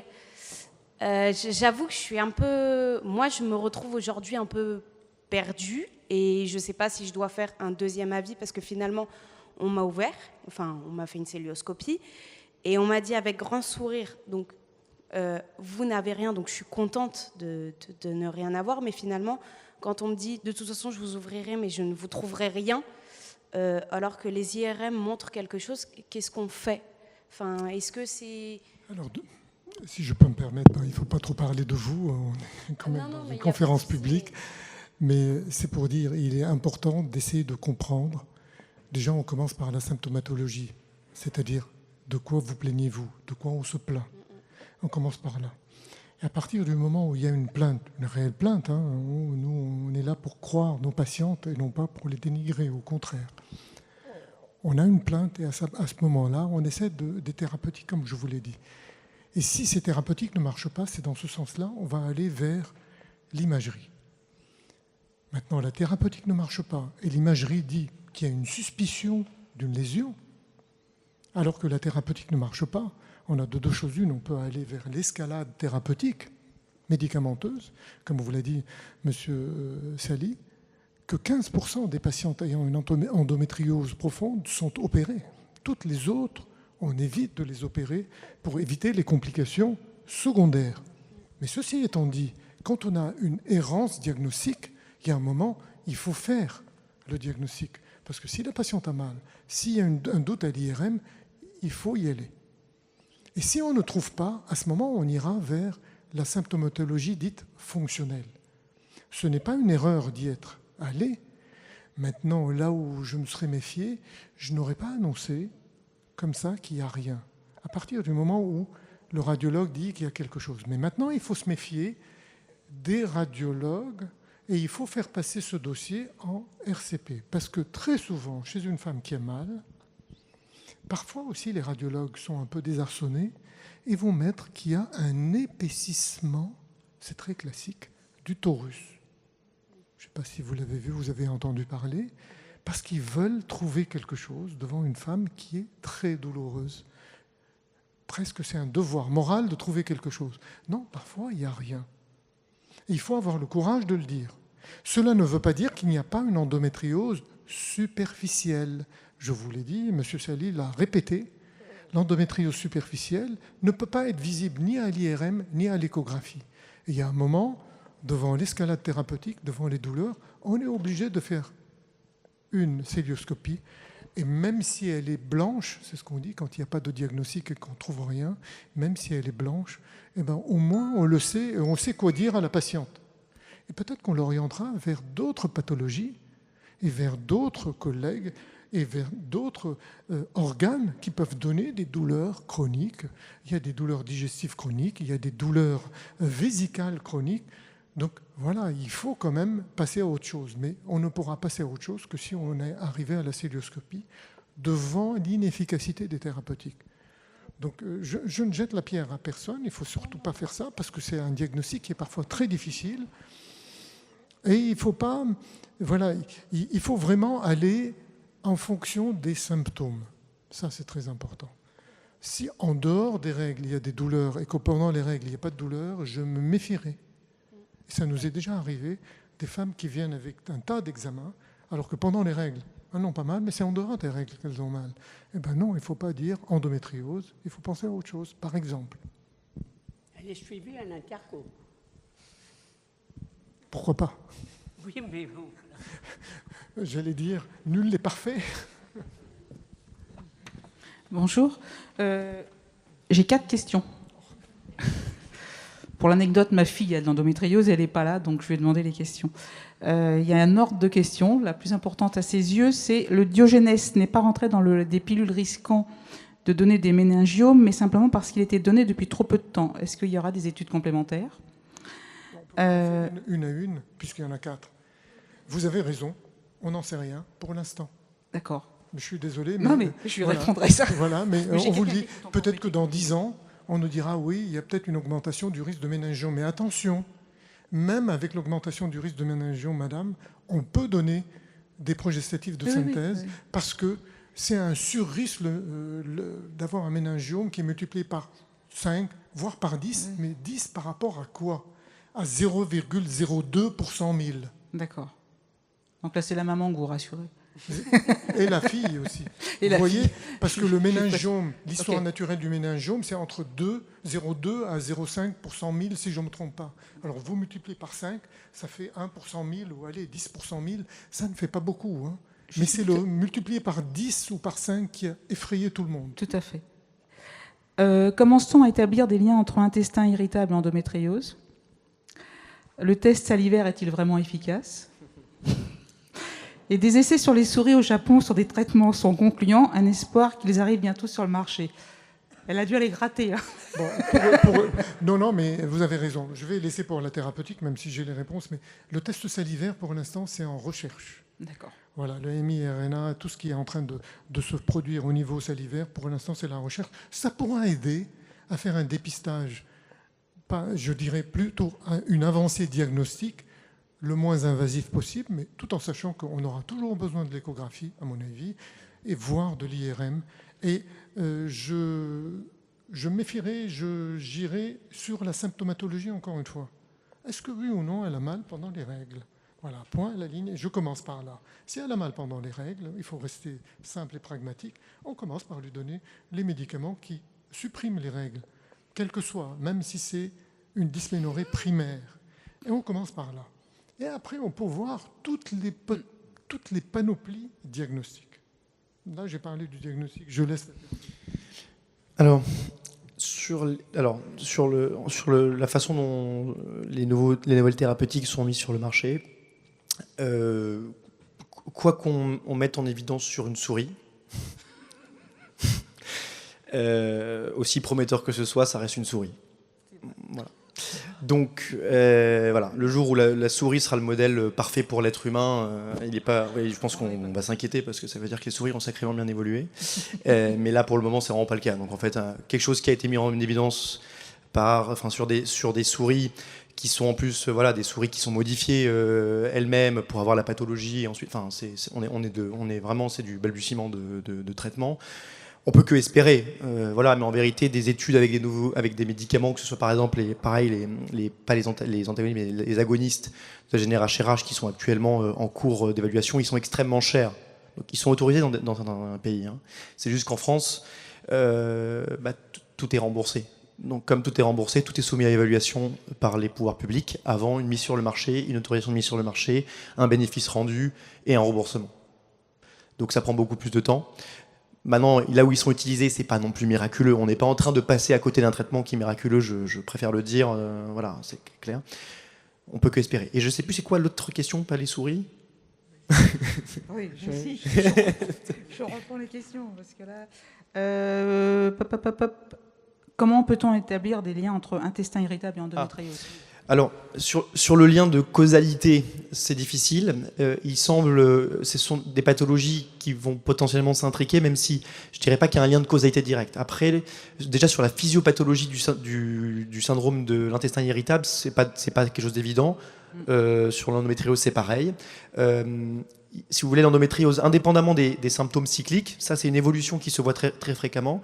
Les patients ont d'abord des symptômes cycliques, et ensuite, parce que vous avez derrière une douleur chronique, parce que vous avez derrière le syndrome adhérentiel, vous allez avoir cet état inflammatoire chronique du ventre qui donne simplement des douleurs chroniques indépendamment des règles.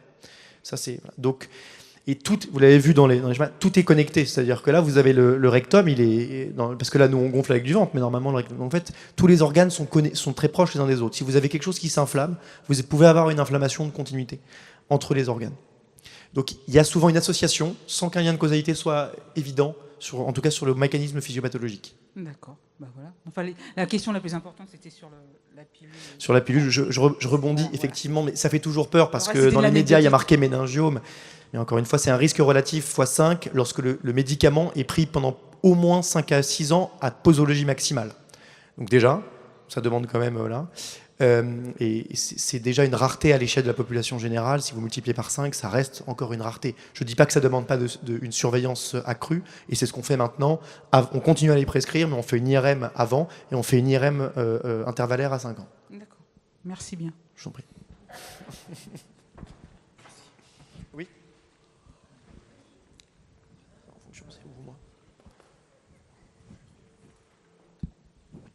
Oui, en fait, voilà, ma question, c'est la suivante. Dans les effets secondaires, notamment l'altération d'humeur, est-ce qu'un changement d'hormones peut atténuer cela? Alors, vous voulez dire par rapport à quel type? Vous voulez dire un traitement? Un traitement qui génère un petit peu des altérations d'humeur. Bon, de toute façon, c'est encore une fois, c'est comme je l'ai dit tout à l'heure, c'est pas à nous de juger de qu'est-ce qui est intolérable pour la patiente. C'est-à-dire que la patiente, quand on réévalue le traitement, par exemple, on lui demande quels ont été les effets secondaires, c'est quoi précisément, etc. Et est-ce que ça altère sa qualité de vie? Il y a des patientes qui me disent, bah moi j'ai plus mal, je suis plus bloqué à la maison, je peux travailler, m'occuper de mes enfants. Oui, c'est vrai que je suis un peu plus irritable, mais franchement ça me gêne pas. C'est pas à moi de lui dire. Mais quand il y a tout, et la douleur et l'altération... Ah bah là, il faut changer. Bah là, D'accord. c'est-à-dire que si vous avez rajouté de l'altération de qualité de vie avec un traitement médicamenteux sans aucune efficacité, persister dans le traitement médicamenteux plus de 3 mois, déjà, c'est une réévaluation à 3 mois qu'on fait à titre systématique. Si la patiente revient boire au bout d'un mois en me disant qu'elle a des symptômes intolérables de tolérance, on arrête le traitement. Je ne lui dis pas on continue jusqu'à 3 mois, prenez votre mal en patience. Hein, Et donc, on peut venir vous voir alors? Comment on fait? On prend rendez-vous directement au CHI? Oui. Alors, effectivement, oui, si vous appelez au CHI Créteil, il y a pour ma part... On demande votre service, c'est ça? On demande une consultation dédiée endométriose, absolument. Alors, si c'est de l'endométriose, moi, effectivement, j'ai une consultation dédiée d'endométriose, mais au CHI Créteil, on a également des consultations qui sont des consultations parfois, c'est pas parfois, on a des consultations d'endocrino-gynécologie. On a des collègues qui sont gynécologues endocrinologues. Ça, je parle pour par exemple les patientes qui ont une ménopause avec des symptômes invalidants, qui ont des traitements hormonaux. Si on rentre dans le cadre de l'endométriose, alors oui, on a des consultations dédiées, oui. Absolument. Voilà. Okay. Et la ménopause, même si dans la grande majorité des cas, les patientes n'ont plus mal, on garde une prévalence des douleurs qui est aux alentours de 5 à 6% chez les patientes après la ménopause malgré tout. Donc on peut être ménopausé. On dit souvent attends la ménopause et tout ira bien. En vérité, c'est pas toujours le cas. C'est très souvent le cas, mais c'est pas toujours. Là, c'est pour ma fille, donc on est loin de là. Voilà. Ok. Merci.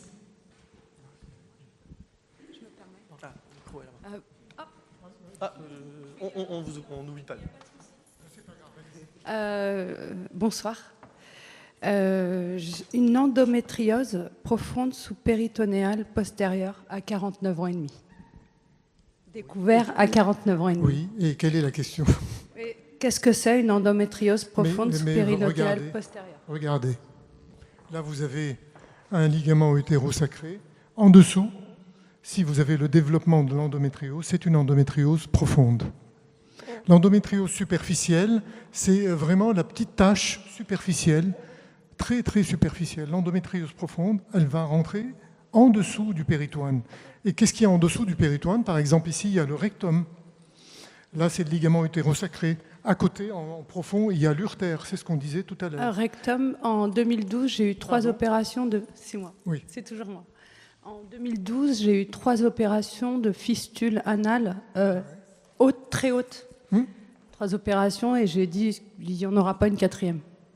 Alors, ça peut être lié effectivement à l'endométriose. S'il y a une endométriose qui envahit par exemple le sigmoïde, là on ne le montre pas. J'ai eu une patiente qui avait de l'endométriose sigmoïdienne. On a dû faire une résection du sigmoïde sur près de 10 cm.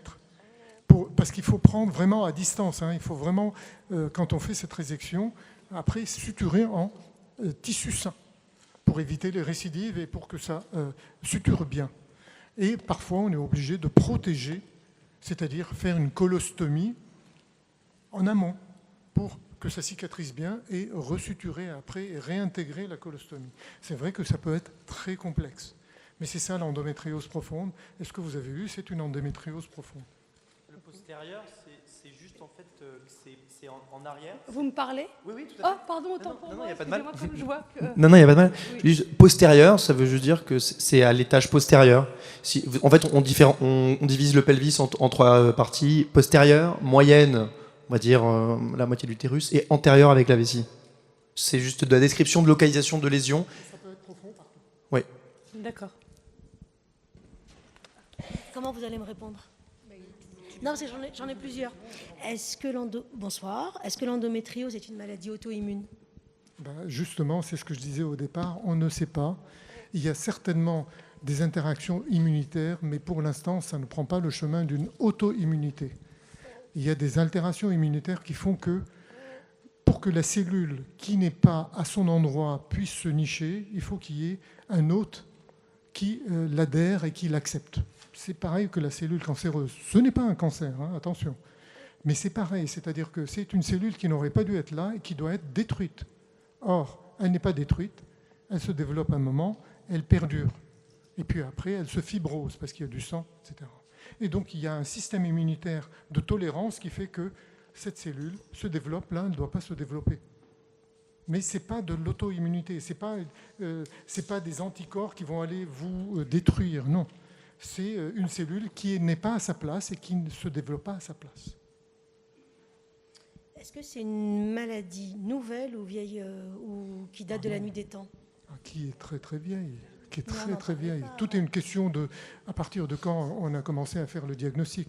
Moi, je ne suis pas anatomopathologiste, mais on a un éminent anatomopathologiste là qui pourrait éventuellement. Non. Les biologistes, pas. Non. Mais je veux dire, c'est une pathologie qui est très très vieille. Il faut aller dans les bouquins parce qu'on n'avait pas à l'époque de diagnostic, mais on avait des histoires. C'est pareil pour tout. J'ai découvert, par exemple, au XVIe siècle, qu'il y avait de la pré-éclampsie et des crises d'éclampsie. Il suffit d'aller lire les bouquins de Couvler, etc. Et vous vous dites, ah tiens, c'est ça. C'est cette pathologie. Mais bon, on n'a pas la preuve scientifique et on n'a pas posé un nom endométriose dessus. Mais c'est très vieux. Les règles sont-elles censées être douloureuses chez une personne en bonne santé? Alors, il faut se méfier de... En tout cas, ce qui est sûr, c'est que de la même façon que l'endométriose a toujours existé, effectivement, parfois les règles sont douloureuses. Maintenant, dire à quelqu'un que des règles douloureuses au point d'avoir une incapacité de travail, un absentéisme scolaire ou une vie qui est fortement altérée, c'est pas normal, qu'il y ait de l'endométriose ou pas. Donc, ça peut être la constitution in fine de la patiente. On peut ne pas retrouver de pathologie, quelles que soient les explorations. Ça ne veut pas dire pour autant qu'il va falloir qu'elle accepte son sort. Donc ça demande quand même des traitements. Mais oui, ça peut être douloureux. Après, vous avez des patientes qui ont des règles douloureuses et qui vous disent « Moi, le premier jour est très douloureux, je prends tel antalgique et j'ai une vie parfaitement normale. » Ces patientes-là, parfois, elles refusent même les explorations, elles ne veulent pas savoir. Elles me disent « Je ne veux pas de pilule, moi je sais comment ça fonctionne, j'ai une vie optimale. » Et ce n'est pas à moi de dire « Ça me paraît un peu trop » ou « Il faut quand même faire des explorations pour voir qu'il n'y a rien. » Voilà, on a le droit aussi de... Enfin, les gens savent ce qui altère ou pas leur qualité de vie, c'est pas oui, moi. Mais je ne sais pas, ça touche le foie quand même, Doliprane, à en prendre... Alors ça dépend comment est-ce qu'on les prend. Ça dépend comment est-ce qu'on les prend. Si vous prenez un traitement médicamenteux un jour dans le mois à posologie non toxique, il n'y a pas de problème. Maintenant, si vous êtes à un point où chaque jour vous êtes obligé de boulotter 10 grammes de Doliprane, qui commence à être une dose extrêmement toxique, et 10 anti-inflammatoires, oui, là on est sur un mésusage presque. Ne prenez jamais 10 grammes de Doliprane. Non, jamais.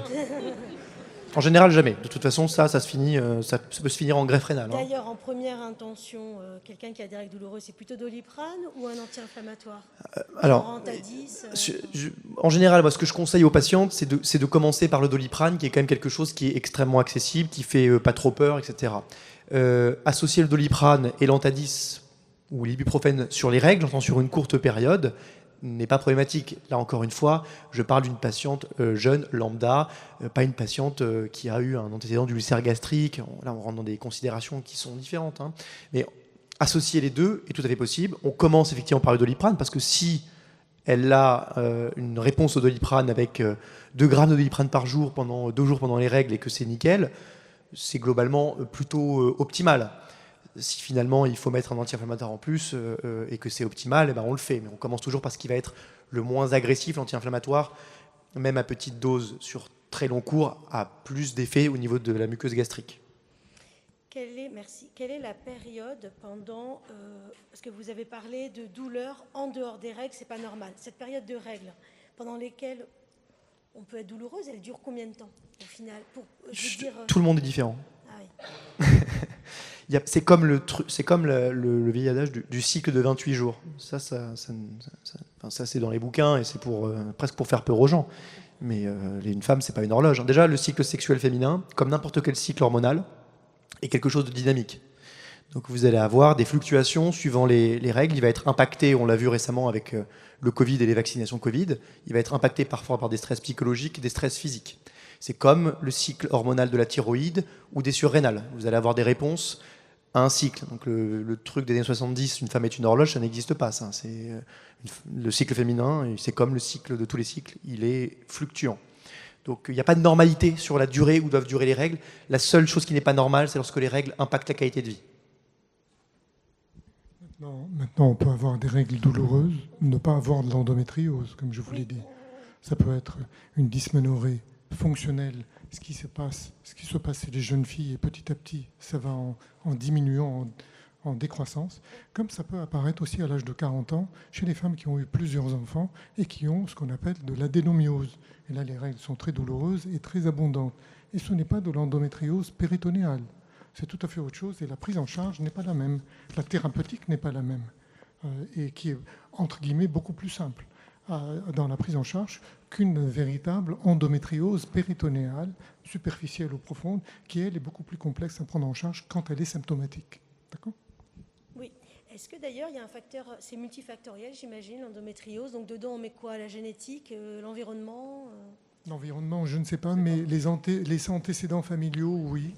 La génétique peut-être, mais pour l'instant, c'est de la recherche. Hein. C'est vraiment de la recherche. On n'a pas de gène mis en évidence. Après, si vous avez un membre de votre famille au premier degré, mère, père, c'est quand même plus rare, mère, on va dire, vous avez 5 fois plus de chances d'avoir de l'endométriose par rapport à la population générale sur une prévalence qui est quand même déjà de 10 à 15% chez les femmes en âge de procréer. Pourquoi une femme qui aurait... Pardon. Oui, mais attention, l'endométriose, je vous l'ai dit, cela ne veut pas dire qu'elle sera comme ça, la maman, si la maman a eu d'intenses douleurs, ou peut-être qu'elle sera plus forte que celle de l'endométriose de la maman. On ne sait pas. C'est pour ça qu'il ne faut pas trop... Quand une maman a eu de l'endométriose, il ne faut pas affoler sa fille. Il faut simplement poser la question. Comment ça va? Bien, très bien. Il ne faut pas, parce qu'après, on rentre dans une forme d'anxiété, et voire, après, on va verser dans la iatrogénie. Et là, c'est un peu dommage. Et pourquoi, quand on a une endométriose superficielle, on est douloureuse? Mais parce que, comme je vous ai dit, il y a une irritation du péritoine, et chaque fois qu'il y a une irritation du péritoine, ça entraîne une douleur. Chaque fois qu'il y a un peu de sang au niveau du péritoine, ça entraîne une douleur. D'ailleurs, il y a des femmes ici qui, au 14e jour du cycle, ont mal, d'un côté puis de l'autre parfois, parce qu'elles ovulent. Et l'ovulation entraîne un échappement de liquide de l'ovaire, c'est l'ovocyte avec l'ensemble de l'ovocyte, et une toute petite blessure, entre guillemets, au niveau de l'ovaire. C'est la cicatrice. Mais il y a un tout petit peu de sang. Et les femmes le savent. Elles prennent un peu de Doliprane ce jour J, là, et puis c'est passé. Parce que c'est une très très faible quantité et qui n'est pas là, qui n'est pas en train de s'enflammer, parce que ça passe, c'est passé. Alors que l'endométriose, c'est du tissu qui reste vivant. Hein. L'endomètre dans le péritoine, il se nourrit, il reste vivant, et cycle après cycle, il va revenir. D'accord ? Je pense que vous avez tous entendu parler de péritonite. Bah, en fait, ça fait des micro-péritonites. Donc ça fait, quand on a une péritonite appendiculaire, tout le ventre fait mal en général. Mais là, vous avez des petites zones qui sont inflammées de façon cyclique. Donc, voilà. Mais c'est pas du pus. Hein. Oui, bien sûr, c'est du sang. Bonsoir. Quand vous recevez quelqu'un donc en consultation et qu'il y a de l'endométriose et que ça s'accompagne de douleurs neuropathiques dans les jambes et dans les lombaires, j'imagine qu'il y a d'autres, parce que vous parliez de plusieurs spécialistes. Est-ce que vous vous concertez donc pour ce genre de choses, pour essayer de trouver des solutions ? Il y a la médecine parallèle, hein, on est d'accord, mais je parle, vous, en tout cas, dans votre service, comment ça se passe quand vous avez ce genre de scénario ? Ouais. Alors, en fait, bien évidemment, la douleur, il y a différents types de douleurs. Vous avez parlé de la douleur neuropathique. Hein. Les douleurs neuropathiques, ce sont des douleurs particulières, du coup, qui vont, par exemple, ne même pas répondre à la morphine, hein, qui demandent des traitements un petit peu particuliers. On peut donner autre chose. En fait, il y a des traitements médicamenteux, hein, effectivement, qu'on introduit.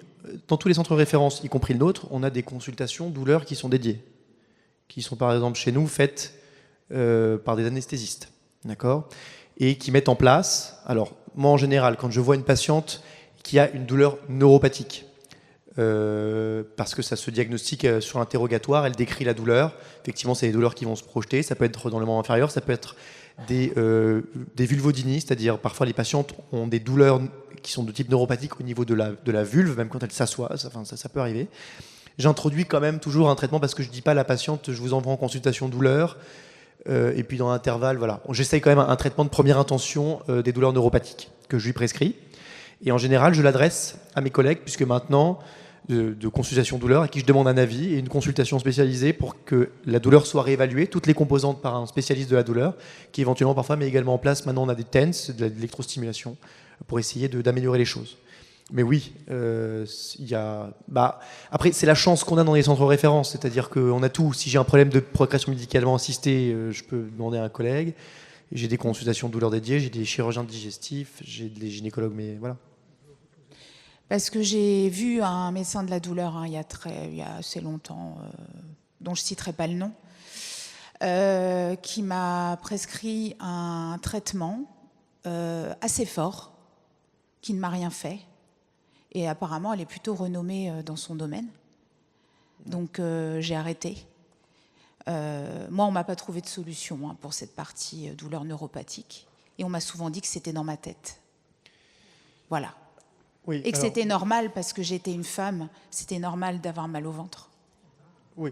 Alors, moi, je ne vais pas prendre pour moi ce type de propos, parce que... Non, mais je ne les prends pas pour moi du tout, justement, parce que je n'ai jamais tenu des propos pareils.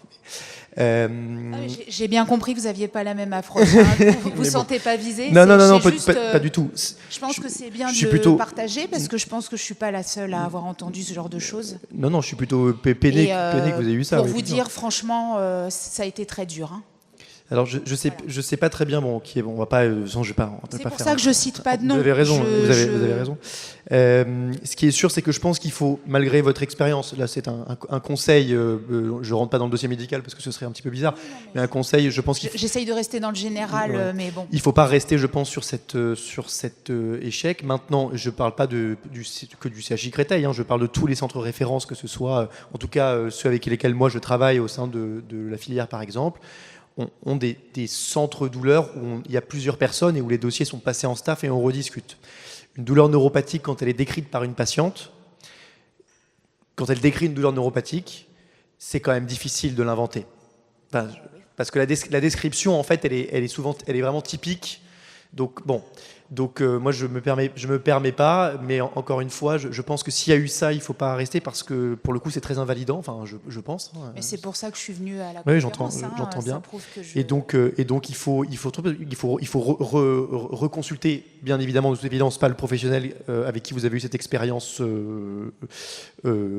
mauvaise, on va être gentil. Et là, parce qu'on a des solutions, vous avez une antériorité en plus de traitement, donc il faut essayer d'autres choses. On a maintenant l'électrostimulation qui permet parfois de bien soulager les patientes. Donc c'est important en tout cas de réessayer parce que... c'est pour ça que je suis ouais. venue, hein. Donc mon conseil c'est de... C'est comment l'électrostimulation? Excusez-moi, parce qu'il y a eu tellement de choses. C'est du TENS, en fait c'est des petits boîtiers. Alors ça se met souvent en place d'abord en consultation douleur.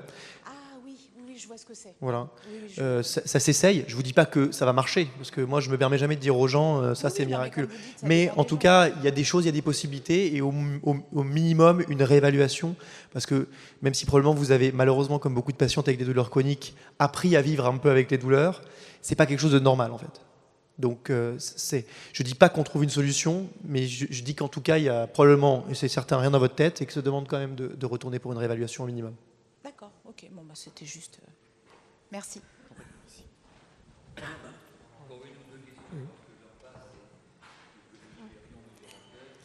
Dans une de vos slides, vous parlez de la pilule en continu ou discontinue. Et du coup, il y avait deux questions. C'est donc, est-ce que c'est OK de prendre une pilule en discontinue? Parce que j'avais l'impression qu'il fallait couper les règles, donc de prendre la pilule en continu. Vous avez raison. Donc pas la pilule en discontinue. C'est mieux en continu. Après, il peut y avoir un petit dans la littérature. En continu, c'est mieux.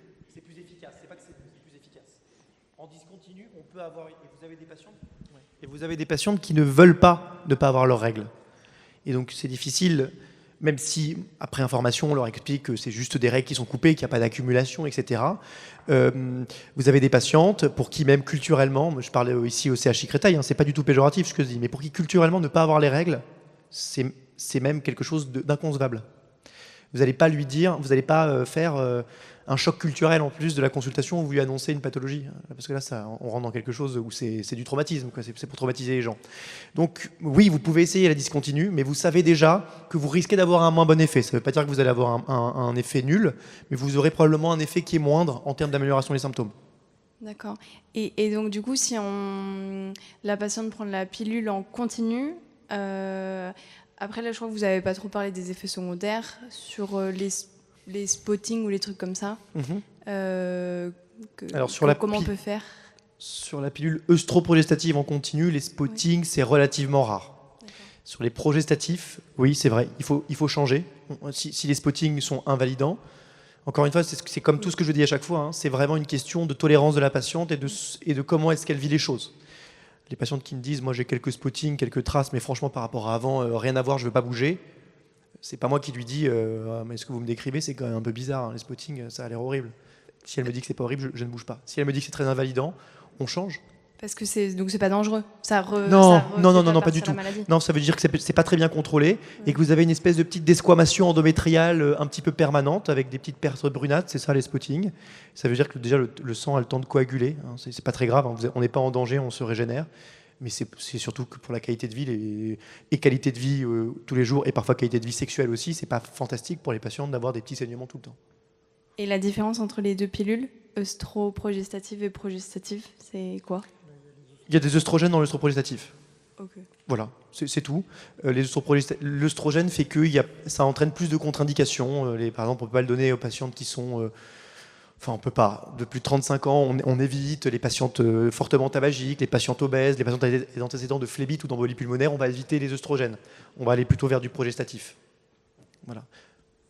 Ce qui bloque essentiellement l'ovulation, ce sont les progestatifs. Mais dans votre cycle menstruel habituel, vous avez des œstrogènes et des progestatifs. Ils ont des fonctions différentes. Une femme, vous ne lui mettez pas d'œstrogène, c'est là où la libido disparaît. Du moins, voilà, elle ne se sent pas très bien, elle n'aura plus envie. Ce n'est pas la panacée non plus. Donc c'est bien d'avoir une pilule œstroprogestative, surtout chez les jeunes femmes, l'endométriose étant une pathologie d'une jeune femme. Donc vous n'allez pas lui couper les œstrogènes, sauf si c'est vraiment nécessaire. Voilà. Donc on commence par la pilule œstroprogestative et on la donne en continu, s'il n'y a pas de contre-indication. Le Dienogest, on a entendu parler, c'est quelque chose d'assez fort, mais c'est très fort, et on le donne vraiment en seconde intention si la première ligne d'œstroprogestative simple n'a pas marché. Bonsoir.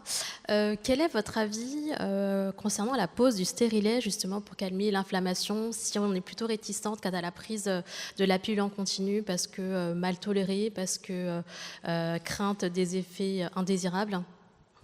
Il faut savoir, c'est ce qu'on disait initialement, il faut faire attention parce que initialement en France, aussi avant, aux États-Unis ou ailleurs, c'est pas confondé, on avait englobé l'adénomiose dans l'endométriose. Effectivement, le traitement de l'adénomiose le meilleur, c'est le stérilet à base de progestérone. Ça marche dans 85% des cas, vous êtes guéri. Pas besoin d'autre chose, juste le petit stérilet à la progestérone. Sauf que vous n'entraînez pas un blocage de l'ovulation. Vous n'entraînez que localement et un peu dans la circulation générale. Vous allez diffuser un petit peu de progestérone, mais vous n'allez pas bloquer l'ovulation. C'est-à-dire qu'ailleurs, s'il y a de la muqueuse utérine ailleurs, elle pourra se développer avec vos hormones, parce que le stérilet ne bloque pas vos hormones, ne bloque pas l'ovulation. Donc vous pourrez avoir des douleurs. Alors certains disent, commençons par le stérilet, il va diffuser un peu localement, et si ça marche, pourquoi pas. Mais si on le met, il faut le savoir, c'est en connaissance de cause. Il faut le savoir, ça peut ne pas marcher dans l'endométriose profonde, et d'ailleurs, ou péritonéale, et d'ailleurs, ça a peu de chances de marcher en réalité. Voilà, il faut le savoir. Donc moi, je ne mettrai pas le stérilet en première intention, je prendrai la pilule œstroprogestative, ou je mettrai l'implant, tel qu'il a été dit, ou on peut mettre aussi des anneaux de Nuvaring dans le vagin pendant 21 jours, et on le change immédiatement, comme ça il n'y a pas à prendre par la bouche, ou des patchs Evra toutes les semaines, au lieu de se dire je fais 3 semaines et puis j'arrête une semaine la période des règles, on continue. Voilà, s'il y a des difficultés à prendre par la bouche. Mais bon, maintenant, s'il y a des effets secondaires autres, on peut en discuter.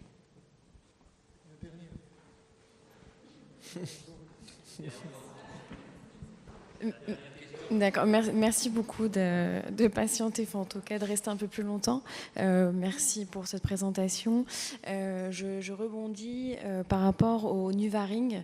C'est aussi localisé. Donc si par exemple on a si on a de l'endométriose sur les ligaments.